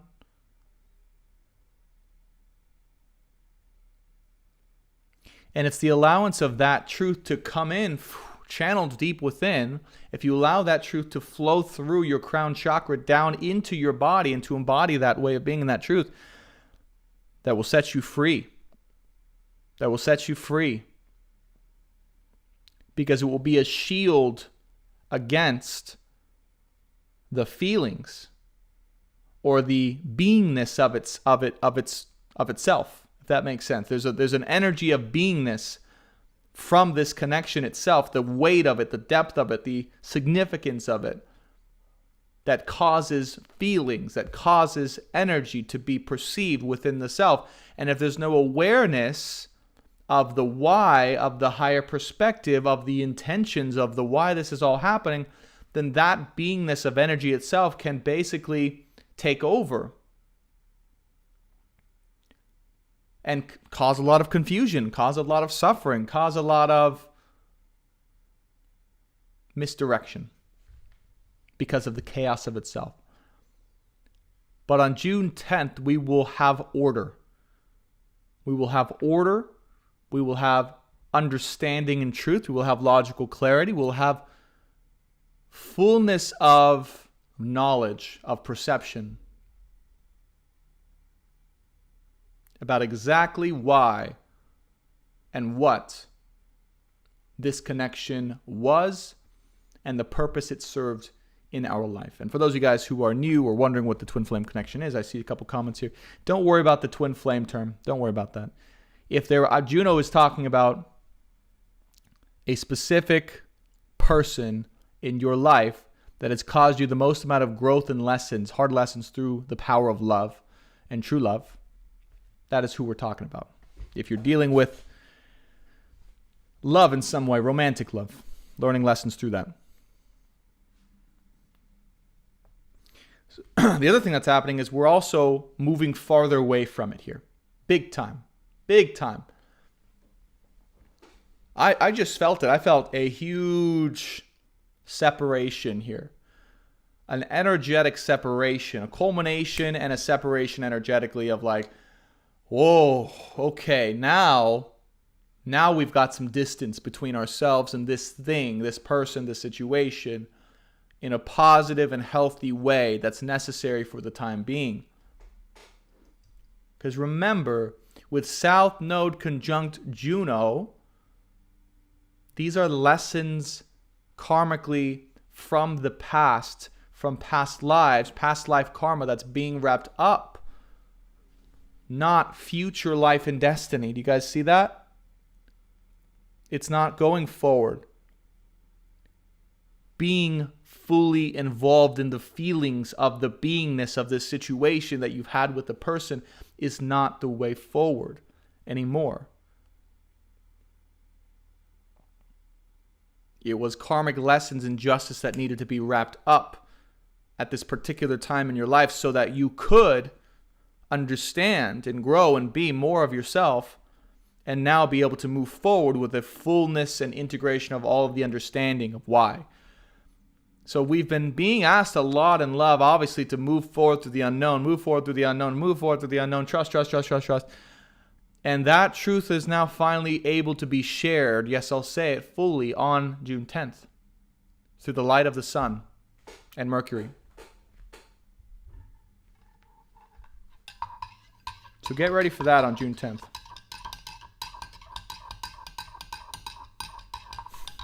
Jessica says, sounds good.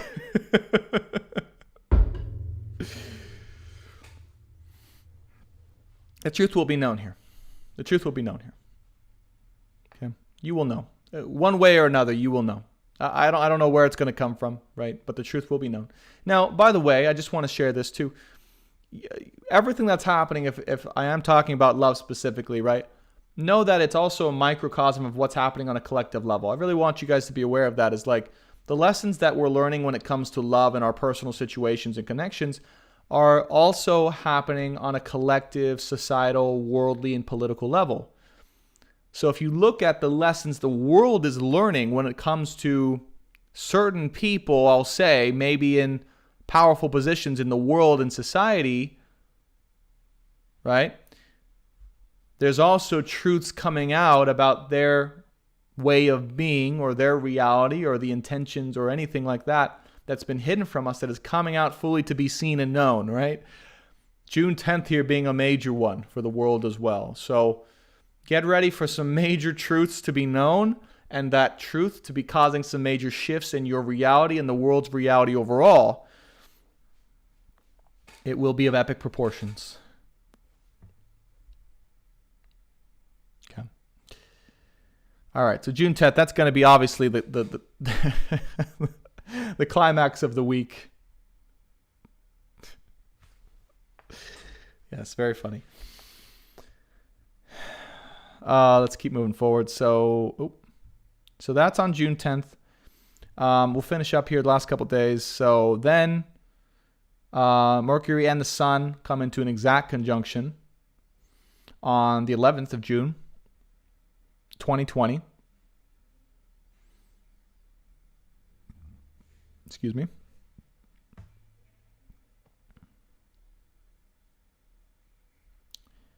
North Node in Gemini trine Saturn in Aquarius. Okay?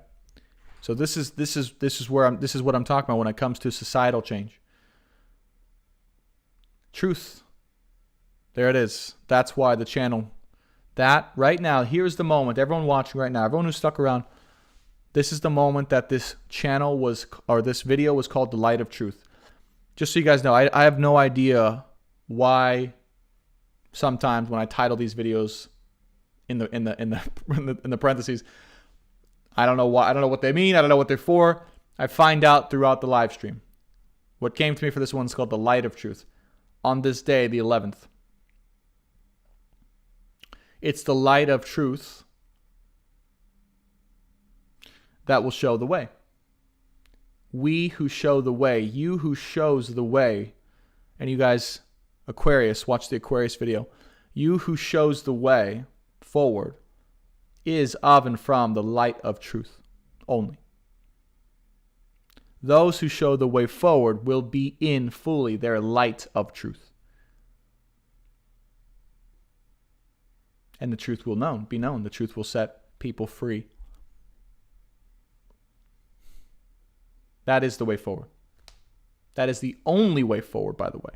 The only way forward. As difficult as that may be and to embody, the light of truth is required and necessary in order to move us forward. You guys see that? Do you guys see how what's been perpetuating itself and trying to propagate itself over and over and over has just been more bullshit, lies, and deception? Like there's this energy of just like people, things, places needing to propagate bullshit, lies, and deception in order to kind of keep the facade going in every area of life. Do you guys feel that? Maybe this has been a microcosm in your own life and love, but also societally, collectively.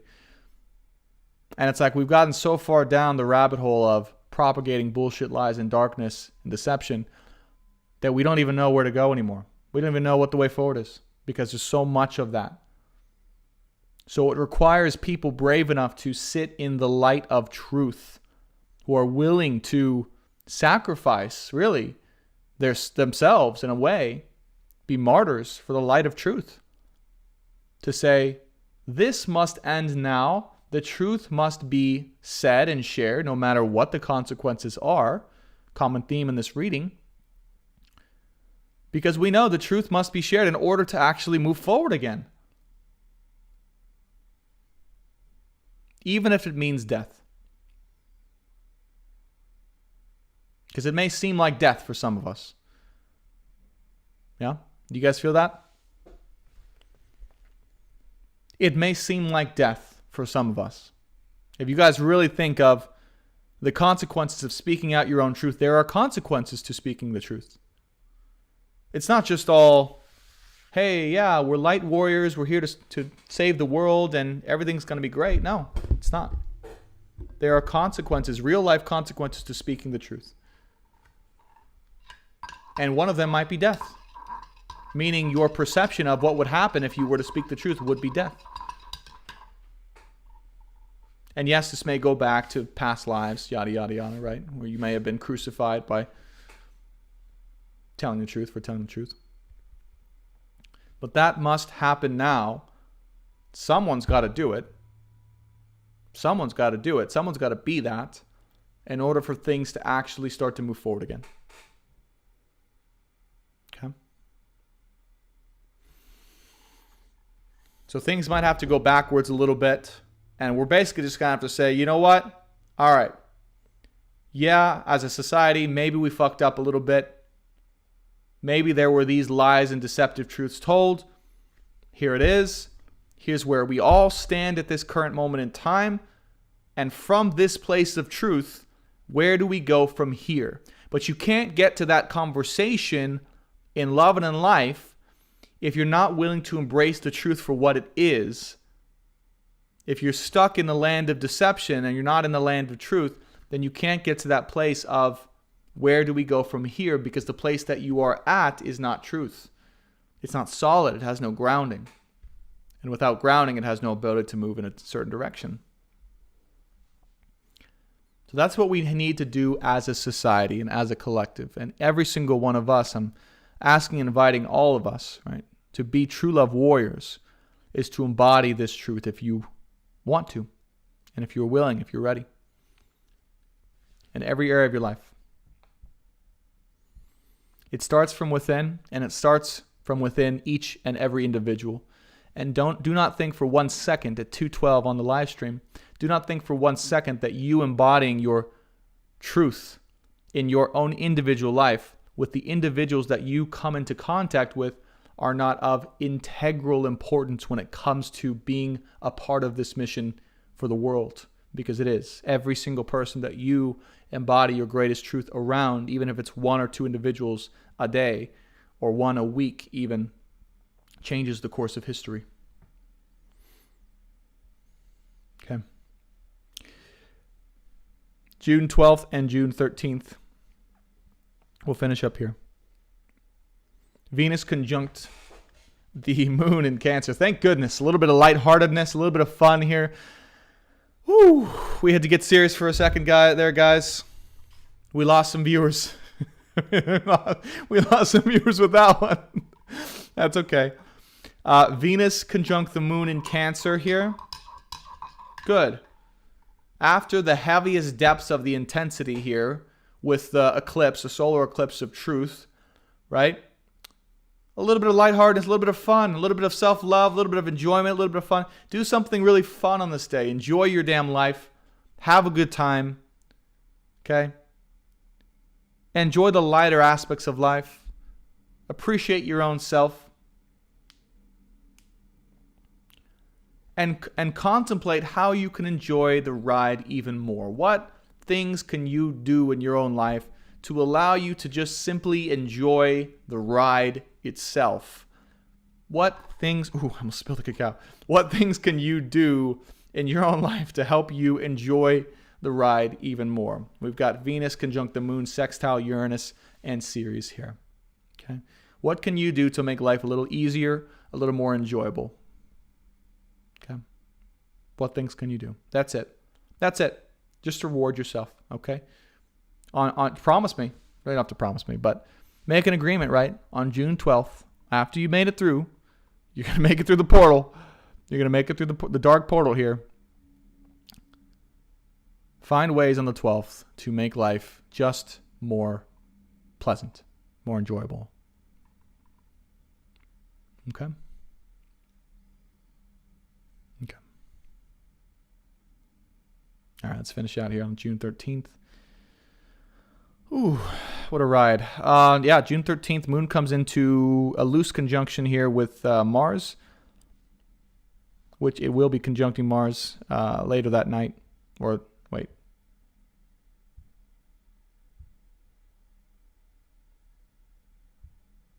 Or earlier that day, I guess, would be. Opposing Pluto in Capricorn. Good. So now this is about fulfillment, right? There's a deeper level to this with Pluto coming into the picture. This is about longer term fulfillment. Okay. I want you guys to look at this day and go, okay, now that we've done something to make life be a little more enjoyable for our own selves and our own lives, something that, you know what I mean? It just makes it a little bit easier. Makes the ride a little bit funner, the load a little bit less heavy, right? After you've done that on the 12th, on the 13th, now look at what would make you fulfilled for the long term. What way of being, what things you can do, where on the path that you're on, what would you want to be, do, and have on this particular day that you can set out for yourself for the longer term to have longer term fulfillment in your own life? Truly, what would those things be that would give you longer term fulfillment that you can start to shoot for, you can aim your path towards, and you can slowly start to mold your life in that direction as you enjoy the journey along the way? These are the keys here to really contemplate within your own life, in love and in life. By the way, Juno's in retrograde too. Realizing this. Okay. Juno's in retrograde too. So yeah, in love and in life, what would give you that longer term fulfillment? What would really give you that longer term fulfillment? What are the things, the ways of being, the qualities, the experiences? What is the type of partnership that would truly give you that long term fulfillment? What would make life worth living? What would be truly meaningful for you? For you. What would make it worthwhile? These are the things to really settle in with on the 13th.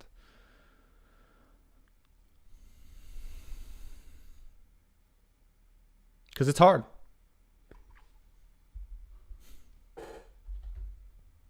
Right? It's hard.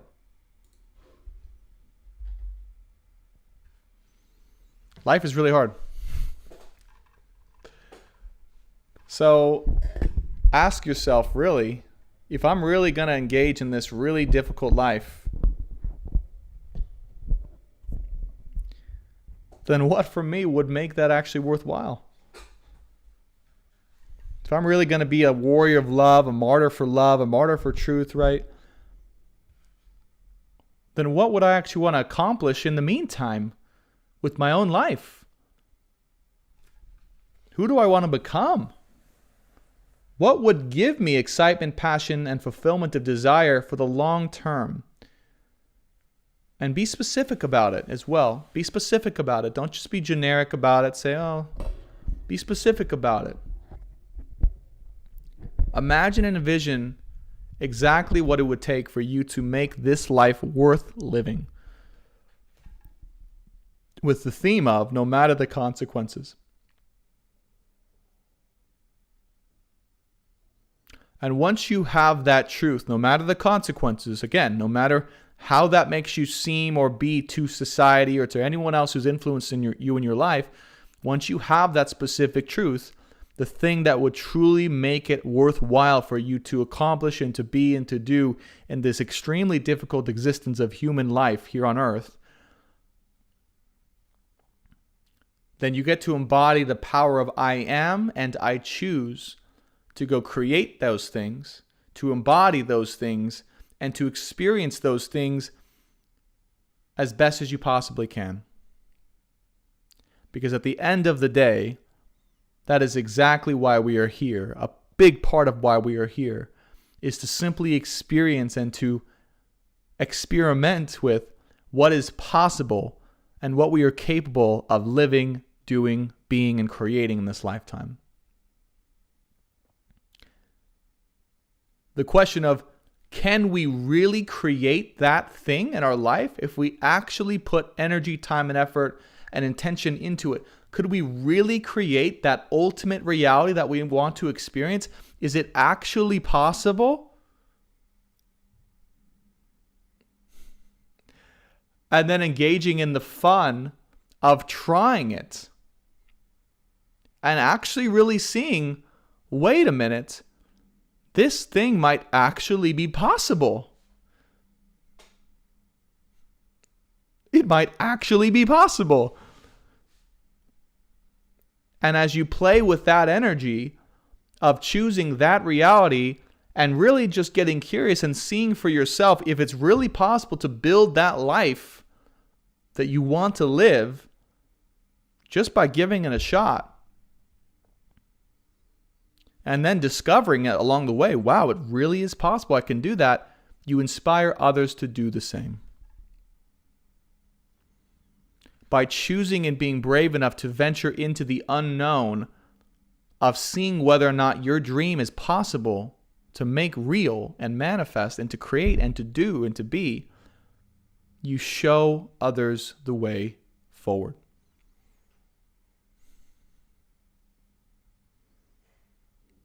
And I truly believe that this is part of what this collective is here to do, is to show others the way.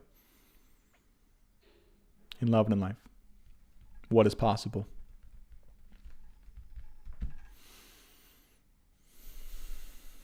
Godspeed, everyone.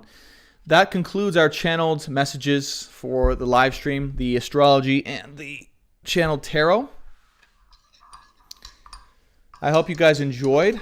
It's been quite an incredible show. And what I want to do now is just, I don't want to take too long. Wow, it's at 2:20, 2:12 on the live stream time. Gosh. That's pretty incredible. I almost feel like I should just end it here. No. Okay, that's not going to happen. Just got a huge no. There's still something else. So let me stir the cacao a little bit. Let me see what else wants to happen on this live stream. If there's anything else that wants to come through in terms of what we can talk about. Okay, it's actually what the original intention was, which was just a little bit of a hangout and answering some questions for you guys. Okay. Yeah. Good. So we'll have a little bit of fun. We'll hang out a little bit, but also answering some questions. So if you guys have questions you want me to answer, please let me know in the chat.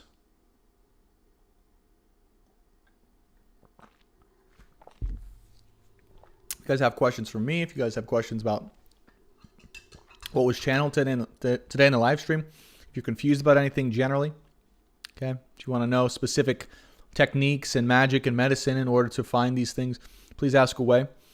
I don't know how many questions will go. I'll feel it out. Yeah, Spirit was a bit like, no way. I was like, can we just end right here? It's like, no.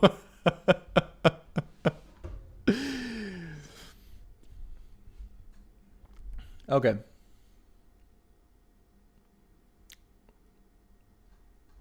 All right, guys. So let them rip. Let the questions rip. Sandra says, I want to say a huge thank you for being yourself. I appreciate I never watched live as I'm new here. Well, welcome, Sandra. Thank you for that. Thank you so much for that. I really do appreciate that. Solar eclipse is blowing my mind. How do I know what a twin flame is? Should I hone in this energy for business? I would say absolutely, 100%. How do I know if I'm in a soulmate connection? I love when they're up front like that. Twin flame is not a good partner to get. Dr. Jojo, Dr. Holistic Career and Love reading. I see everything as an act of love and manifestation. Beating my addiction. Have 9 years in recovery. Wow, congratulations, Soul to Soul 444. Persistence probably has been a good key for you there. Good job. Okay, let's get some questions. Good. Tabitha asks, can you speak to consistency in terms of manifesting and staying on track? Really good question here. All right. So in terms of consistency, manifestation, and staying on track. All right. So there's a difference here. There's two different things that are going to get in the way of this. Number one, if let's say you choose something, what is the feeling and the reason behind you choosing a certain thing? This is the first question for you to ask. In order for it to be possible for you to be truly consistent, okay, with your ability to manifest and to create your reality, the reason why you chose to do that thing in the first place before you even go down the journey is more critical than you doing the journey itself. Does that make sense? What are your true motives? Yes, TikTok, I love it. If you chose something out of a reason that is not fully in alignment with your soul's desire and passion and wantingness of doing that thing just for the experience of itself, if you chose for a reason outside of that reason right there, there's your problem. If you chose for a reason outside of the enjoyment or the desire to do the thing itself, there's your issue. Because if you didn't choose from that place, you chose from a place of the reward or the end result or thinking you needed to do it or something that you were told from you when you were a kid that you had to do. A lot of examples of this, of people thinking they needed to go down and be in medical school because they thought they needed to be a doctor because it was a good career, made a lot of money, or be a lawyer because their parents wanted them to be that. That's what I'm talking about. Now, you ask you ask someone who's in that position of trying to study in medical school or study in law school as a lawyer or a doctor, if they're enjoying the process of the learning of that thing, if they chose that thing outside of an authentic desire to be a doctor themselves, most of them are going to say it's hell. Same thing in college or any place of learning, right? Most of them are going to say it's hell and it's hard work and I hate the process, but I'm going to do it anyways. I'm going to stick through the suffering because of the end goal of it, right? That is not the way forward anymore, people. Okay? So when you choose something out of desire of doing the thing itself, the process of doing the thing itself outside of the end result, then it becomes much easier to be consistent naturally, and you can add that thing into the flow of your daily life. Trusting that doing that thing out of natural flow and desire is in and of itself helping with you to accomplish your overall life destiny. Does that make sense? Another way of putting this is, if something feels naturally good in the process of it, you can trust that it is part of how you will manifest your overall dream life just by indulging within it. Surrender to your need to control the outcome. I love that. Soul to soul. Okay? Does that make sense? So that's my first tip. The second tip of that is if you did choose something to do something out of that 2,222 playbacks right now. That's crazy. Such a random number. If you did choose something out of that genuine desire to do it, but then along the way, let's say like you're not having as much success, or it becomes a little harder than you imagined, or your mind starts questioning, is this really going to result in anything? Is this really going to be worth the time? And or you're just like, I don't know, you get a little bit lazy with it. That's when discipline comes into play, right there. That's when discipline comes into play. Because the reason why is you must be consistent. You must be consistent with something. If you're going to do it, you must be consistent. And so long as you know you'll enjoy the process of doing that thing, you can trust that once you get yourself motivated to do the thing, that you'll enjoy the process. I'll give you guys an example, okay? And Tabitha, I hope this is making sense. Okay, she literally said, thank you, B, it makes sense. Answered my question. But I'll give you guys an example. Like, all right, clearly I love this live stream. I love the Sunday live stream, right? Like, I'm enjoying the process. I'm loving speaking to you guys. I'm loving answering questions. I love doing the readings, right? I love the process, okay? I'll be honest. I woke up this morning and like when I was waking up, I was like, oh man, I really don't feel like putting on a dress shirt and getting my tech studio all set up and doing the whole 3-hour live stream. Like, there was a little bit of laziness that came up. But I trusted that since I chose to do this thing out of a genuine desire, not for the end result, right? That as I started to engage in the process of getting ready for this particular work event or live stream to be consistent once a week, besides last week's vacation, that I would enjoy the process, as I always do. You guys see what I'm saying? So it's not like you're just always going to want to do the thing that's work. Like sometimes you don't want to work, even if you enjoy the work, right? That's where I would say to engage with a little bit of self-discipline and say, no. I made an agreement here. I'm going to keep being consistent, even if I feel a little lazy. You guys see that? There's a difference there versus just forcing yourself to suffer through something and then punishing yourself because you weren't consistent because you never wanted to do it in the first place. Does that make sense? All right. Good stuff. Thank you, Tabitha, for asking that. That was a good question. Okay, it's Kareen. Hello. Kareen says, question, Brandon, do you think that we can be more than one person thinking about the same DM or twin flame? I'm going to guess you mean to ask, can we be with more than one person thinking about the same DM or twin flame? Be more than one person thinking about the same. That we can be more than one person thinking about the same DM or twin flame. Not exactly sure what you meant by that. I'm going to answer it as I perceived it, as I always do. But first of all, yes, I would say could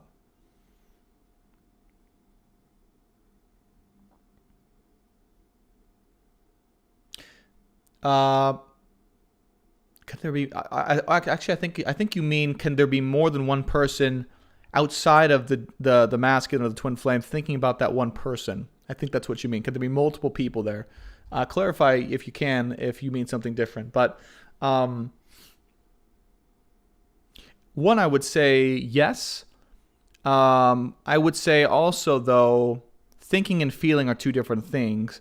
The way in which you know it's a twin flame is if energetically there's a connection that it's just there for a lifetime in one person, one to one. Thinking about a person's different. Right? Desiring a person is different. Thinking about a person, desiring that person, wanting that person, having that person come up on your mind, that's very different from a soul level, twin flame, energetic connection. Okay? where it's just something in and of itself that is uncontrollable, that is just there. That is very different. And I do believe that that's a one-to-one thing. I believe that if we're going to engage with this term called the twin flame connection, that is indeed a one-to-one thing. That I don't think there's multiple people who have true twin flame soul connections. Now, soul connections are different. Yes, you can have soul connections or soul contracts with multiple different people in life. Okay? But there's only one who has the compatibility or the specific type of connection that we call the twin flame connection. Okay? Which is this essence of engaging in true love, deep soul level, unexplainably unconditional love for a person that feels like they're a part of yourself, that you can feel a part of yourself, who also is an exact, precise mirror of everything that's inside of you that triggers the crap out of you so you can grow. Where there's divine love. That there's only one-to-one with that, I believe. I'm not sure if that's what you meant, but that's my answer for you there. And then if you did mean something else by in that, can we be with more than one person outside of the twin flame? I would say absolutely yes. That's always entirely your choice. And there are multiple partners we can be lifelong compatible with in a single lifetime. We do not have to end up with any one specific person. We do not. We have the choice, especially when we are fully empowered through these karmic lessons. We have the choice and always will. Okay, so I hope that answers your question there. Good question.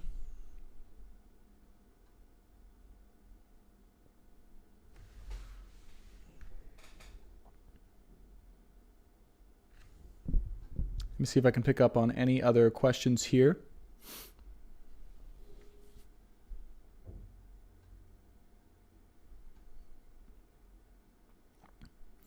Firefly says, what's your take on retreats? I think retreats are fantastic. Every time I've gone on a retreat, it has totally reset my entire perspective on life. I remember I went to a men's retreat. This was a couple of years ago. I went to a men's retreat while I was in a relationship. And the person I came back as and the perceptions that I gained from that retreat were completely changed the dynamic of the relationship I had with this person and my life generally. It just showed me a whole new perspective. I think if you guys are wanting to go on some type of retreat, generally, especially if you're traveling to a distant or different place, that's absolutely the way forward to gain or continue to cultivate the lessons of truth that are wanting to come and be apparent. Remember Sagittarius South Node with Juno here. So Sagittarius is about that kind of distant travel as well. And Gemini can be perceived in some ways about travel, shorter distances, 3rd house, 9th house. So yeah, I would say retreats are a relevant thing. Thanks for asking, and I would recommend it 100%. Good question.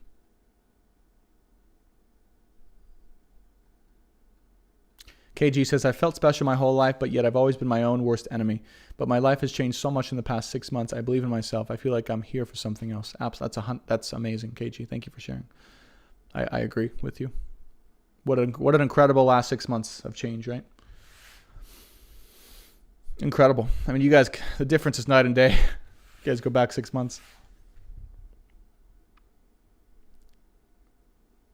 Tracy says, I feel cleansed like leaving a church service. That's awesome. I've gotten that comment a lot on Sundays, like this is church. It's a new type of church, you know? I like that.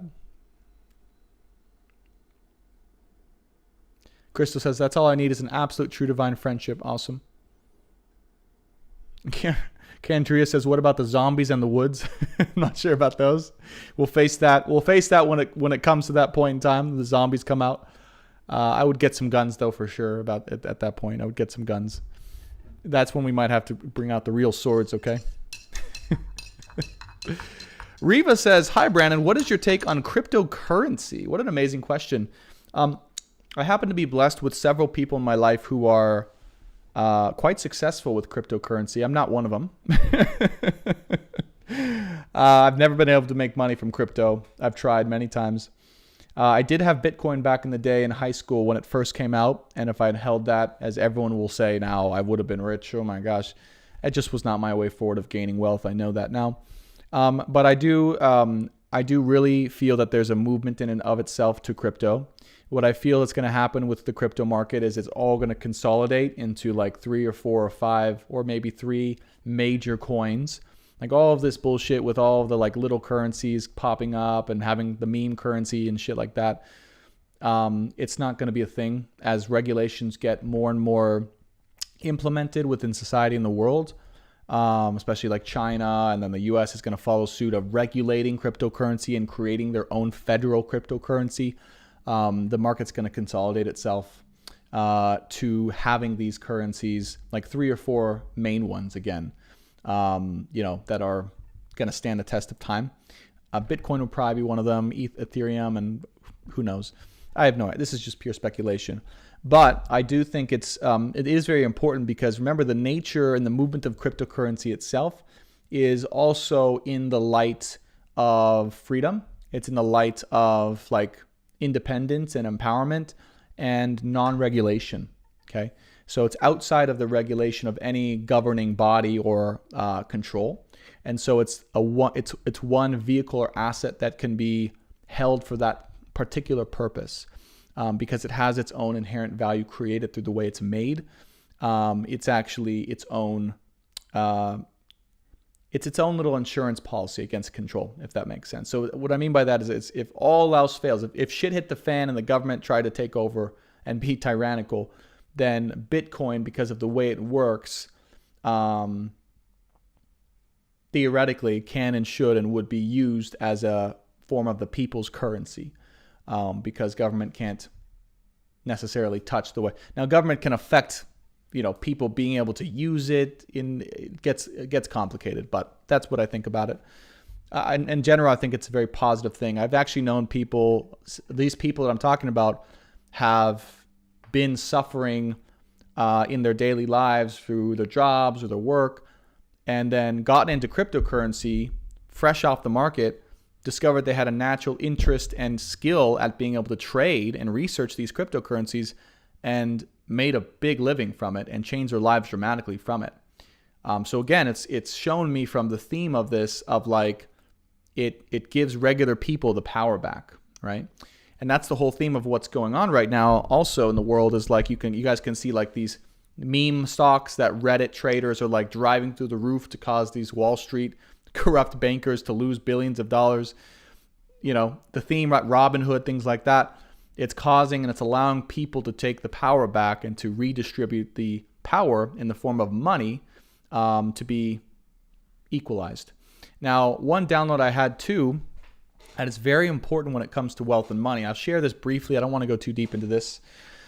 But I had a download that I wrote down on my whiteboard here, and that was that money is power. And when we talk about redistributing money, okay, we're talking about, in essence, redistributing power. Now, the way to redistribute power correctly isn't to just make everything and everyone equal and give one specific source of power all of the power like the government. This is essentially communism or socialism. It's to allow the equal opportunity for anyone as much as possible to gain, okay, income or money or power, and then be able to use that from a place of love and light and generosity. You guys see that? So the more people that get filthy rich, amazingly filthy rich, we're going to use that term and transmute it, filthy rich, right? Why is it called filthy rich? Because there's a perception of people when they get rich, they become filthy, or being rich is filthy. And we're going to transmute that term because that's bullshit. When I become rich, my number one desire with becoming rich is using that to give back to everyone. And I'm already seeing and feeling in my own life as I've become more prosperous, right, in terms of my finances, like I'm just giving away money like candy. Because I have a desire and I have a real desire to do that. And I'm like, yes, like it feels so good to do that. It feels so right. But I wouldn't be able to do that if I wasn't prosperous. Okay? So we have to start to redefine what it means to be wealthy. And to know that when the right people become rich and wealthy and abundant, that it then is then able to be used as a powerful weapon of light and love and generosity. Right? I bet you guys haven't thought about it like this.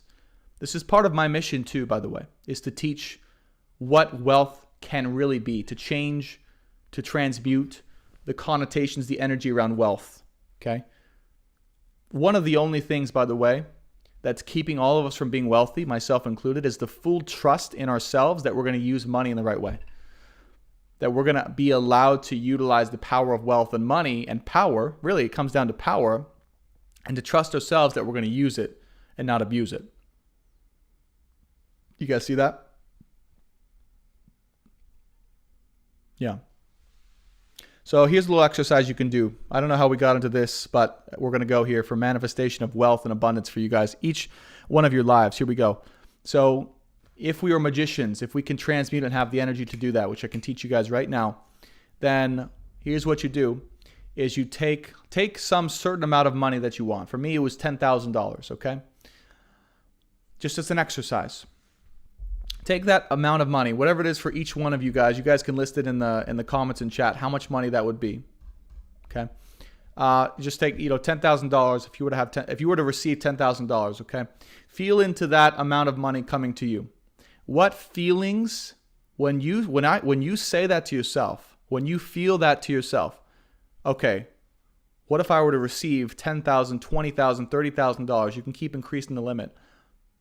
What feelings do you have arise within your own head, soul, thoughts that come up, emotions and feelings? Okay. What comes up in you if you were to receive that amount of money, just that you throw out? It can be any number you want.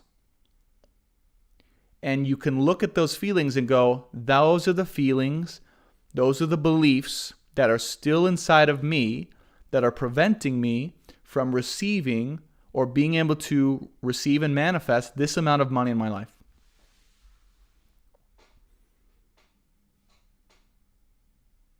You guys see that?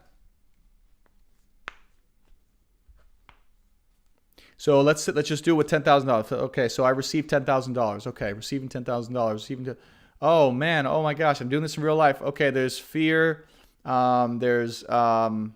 There's concern, there's anxiety around that, and then it's just release, right?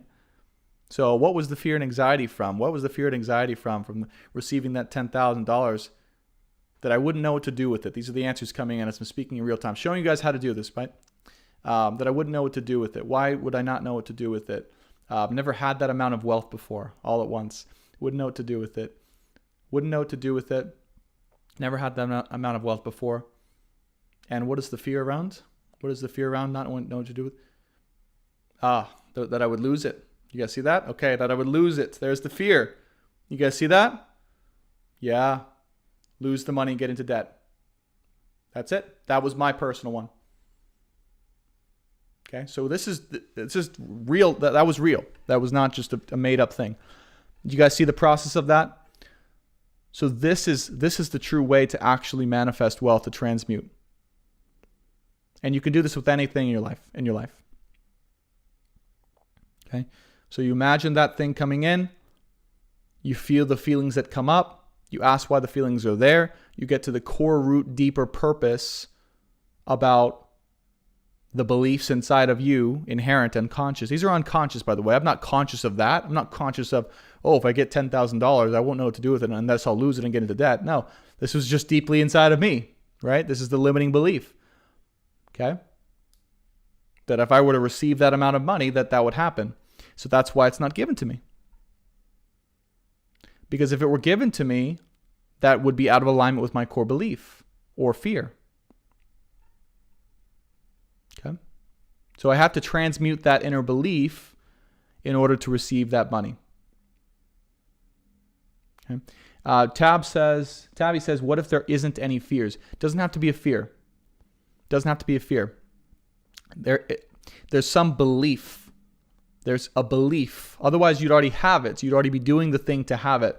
there's a belief of some other nature that is preventing that from coming. It doesn't have to be fear. For me, it was fear. That's a primary one for me. It can be a belief. For example, I'm just going to do a hypothetical one.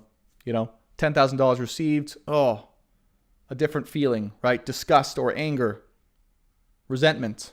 Why? Because money's bad. If I receive money, then I'm a bad person. Money's evil. If I receive money, I'll become filthy evil, filthy rich, and use it to abuse people, places, things. Why? Maybe you were abused by money or someone who had money in the past. You guys see that? So it doesn't have to be fear. It can be a belief that you have within yourself, deep down inside, that is conflicting with your ability to naturally receive and manifest money and wealth. Okay. Guilt, says Tracy. You guys see that? Yeah. Tough shadow work, Tabby. 100%. Yep. Or also karma from the last life. Absolutely. Yeah. That's part of why I'm here too. I had a past life. Apparently, this was read on the Akashic Records reading for me, where I was a beggar. I didn't have anything. And I just was trying to survive. You know what I mean? And so I never knew what it was to have money. And then I think there was another one where I was definitely abusing money, for wealth. And it's just all a bunch of things. So yeah, past life for sure. 100% I would say. Guilt. Wow. Due to my abuse. Wow. So we have, guilt. Guilt's a big one. Good job, guys.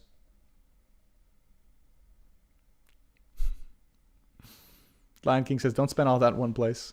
All right, let's go through a couple more questions. Good questions, guys. I really love these questions. Fireflies, thank you. She says, you're awesome, Brandon. There should be more people with that mindset. There will be. That's part of what this collective here is here to show. Okay? For sure.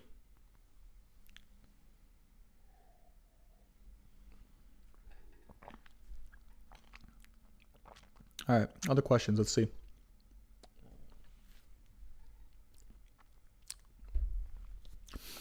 Okay, Andrea Nicole says, how can I learn about my past life?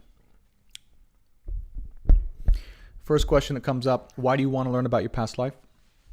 Okay. Generally, you don't have to answer that, but hypothetically, I would ask yourself that. How can I learn about my past life? Or why do I want to learn about my past life? You're welcome, Madeline. When you have a true desire to learn about your past life, okay, then there's two options here. When you are meditating, okay, you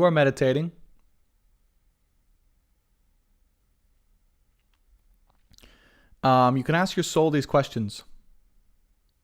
Okay, you can ask your soul, what are the lessons I'm learning from and because of a past life? First of all, come into the present moment here, right? Generally, if you want to learn about past life, here it is. Soul, what are the lessons I'm learning? Ask yourself this. Soul, what are the lessons I'm learning now in this lifetime due to a past life? Wait for a feeling or a word or a vision in your gut, in your soul. What are the lessons I'm learning now in this lifetime due to a past life? What are the experiences I'm having because of that? When you get an answer to that, okay, and your body may respond in many ways, words, feelings, images, things like that, you can start to explore those feelings, words, and images even more deeply. And you can ask that part, please show me. Ask your soul, please show me more details about this lesson and why it's necessary for me to experience or to learn this lesson. Please show me the circumstances which brought this into being. Just ask your soul. Okay. I know it's going to sound weird and it's going to be a little weird and awkward. Trust me. If you ask your soul and you open yourself up to these questions, to the answers, and to asking these questions, your soul will show you. Of course, you got to do this with a still mind, to be in the present moment, be really in touch with yourself. But if you guys are looking for actual methods of how to do it, this is how you do it. This is how I would do it personally. This is how I have done it personally, by the way. Okay, I don't do that very much with me because I'm really like, you know what? I know that there's a lot of stuff from past lives, but I don't really need or want to know at this time. but it may be helpful. Like I have a really good friend, Shaylee, who I think she's either on here or she's not, but she's had some very, very helpful and incredible past life downloads that have really made things really clear, and amazing. So that's what I would do.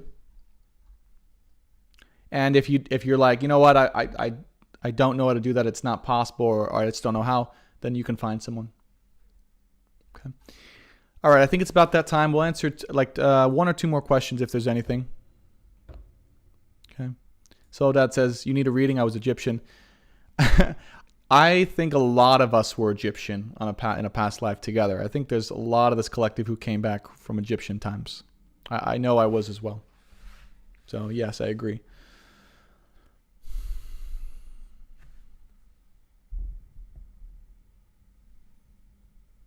All right, let me see if there's anything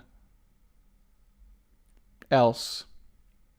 Soledad, how do you write a spirit letter? Not sure what you mean exactly by a spirit letter, but I'm going to assume maybe a channeled letter, channeled work, maybe. But if you could clarify, I'd appreciate it. I'm not sure exactly what you mean, but maybe that's a thing that I haven't heard of, spirit letter. Okay. Once you clarify, I'll answer that to the best of my ability. Let me see if there's any other questions here I feel that are really just important here. Beautiful Tracy says, 25,000 to share with my children. Take them on a beautiful vacation. I love that. Beautiful. We have 50,000. Yes, I love that number from Kendra.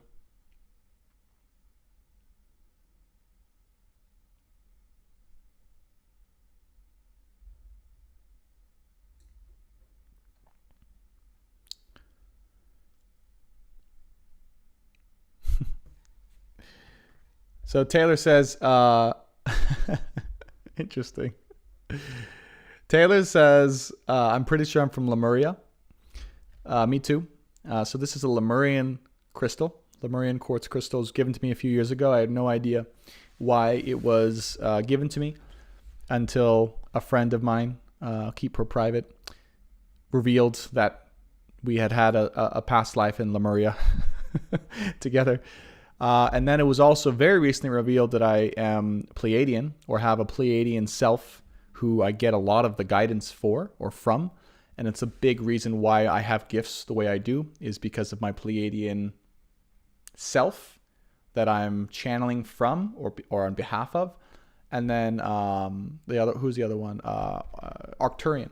That's the other part. So I'm Pleiadian and Arcturian, or there's Pleiadian and Arcturian selves, versions of me in existing that I'm able to channel from or because of. They're a part of me. They're part of what's being lived out right now, actually. So yeah, I think there's a lot, and a lot of us are we call it like star seed kind of thing. I never even believed, by the way, for a while, I never believed in that until it was actually revealed to me. But yeah, I think a lot of us are going to have that history together. Lemurian quartz, yep. Soledad says she's a starseed as well. Yeah. So I'm guessing that, honestly, here's what I'm just gonna. We'll end with this. I'm gonna end with this, okay? Because this is really a good question.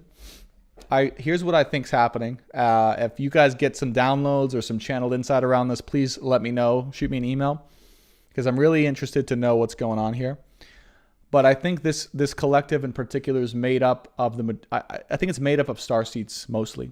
Like the people who are sticking around, they're sticking around because they feel the truth within this mission and this collective and the common purpose behind it. And here's what's really interesting too, is that like over time, weirdly enough, the number of people who have joined in on the live stream has gotten smaller, okay? But it's people who are really resonating with this mission, this collective, these messages, right? So it's been a weird journey for me too. As I've gone deeper into this truth, the collective number of people watching has actually decreased for whatever reason. And it's not a bad thing, right? I would have thought in the past, oh, that's a bad thing, I got to change something up. But I really think it's kind of reminder or recruitment of the people who signed up to come to Earth to engage with our gifts and our lessons, okay, to change the world, to impact the world. And a lot of people that I work with one-on-one, that's exactly what happens, is we realize, like, I'm just here to remind them what they're here to do. And they know already deep down in their soul that they have a purpose. They just didn't know what it was. And they got stuck. They got stuck in everyday life. They got stuck because we forget when we come to Earth, right? They got stuck in everyday life. They started doing, being conditioned and going into their job. And, the purpose that we felt coming into this lifetime just kind of went away for a little bit. And I guess part of what I'm here to do is to help people remember, like, there is something we came here to do. Like, hello.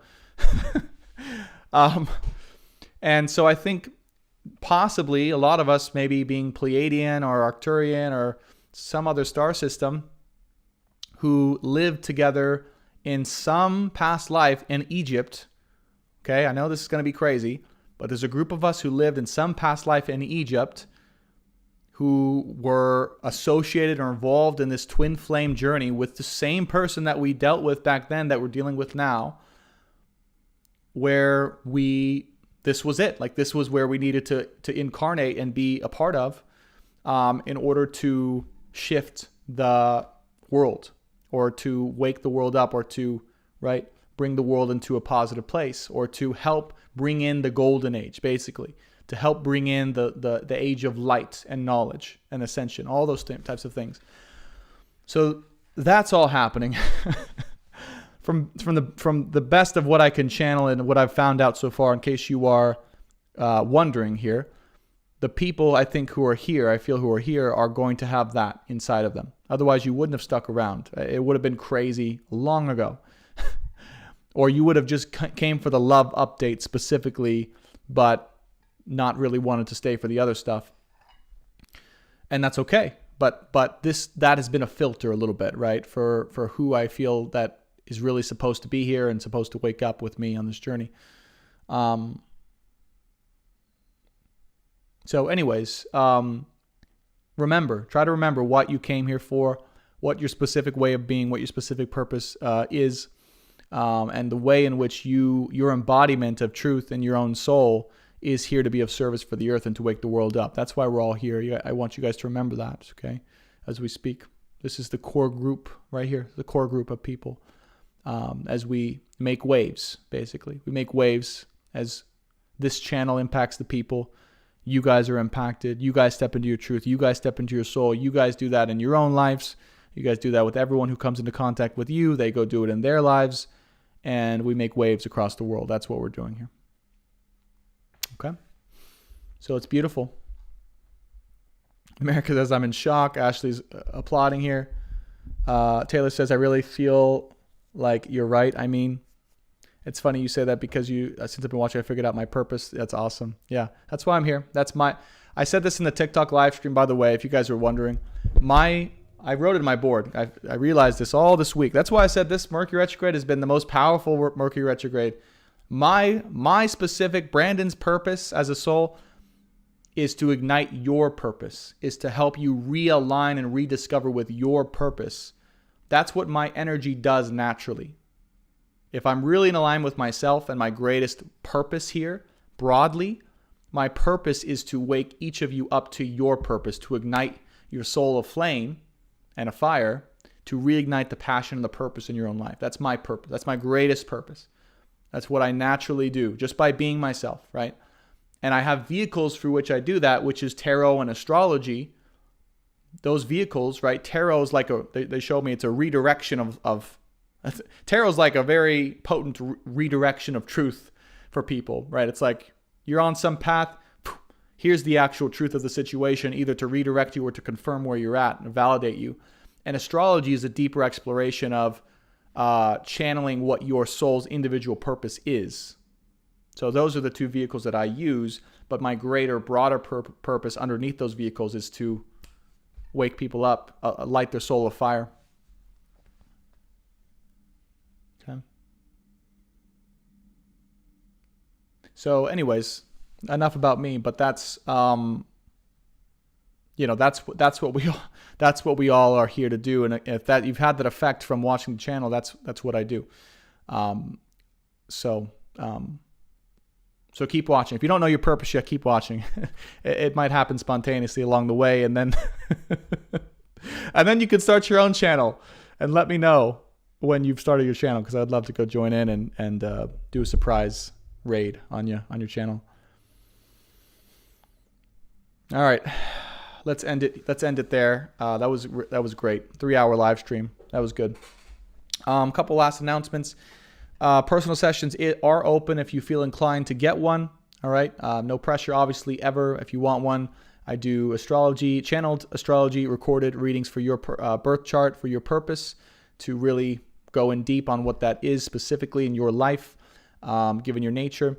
And then I do channeled tarot readings. So remember, this is like a redirection or validation of your current path in love and in life, confirmation, validation, or redirection, okay, through channel tarot, recorded reading as well.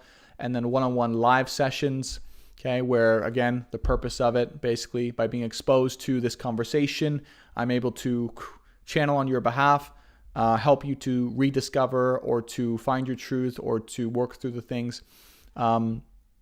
Typically, people work with me like one time, sometimes multiple times, and then they don't need me ever again, which is just, I've realized that's how I work, and I'm okay with that. The last thing I offer, which is also really cool, is longer-term guidance containers on a monthly basis, okay? So if you want to work with me on an extended basis and meet once a week and have extended support through Marco Polo, and just have me help you realign with and be on track with where you're going, your life purpose.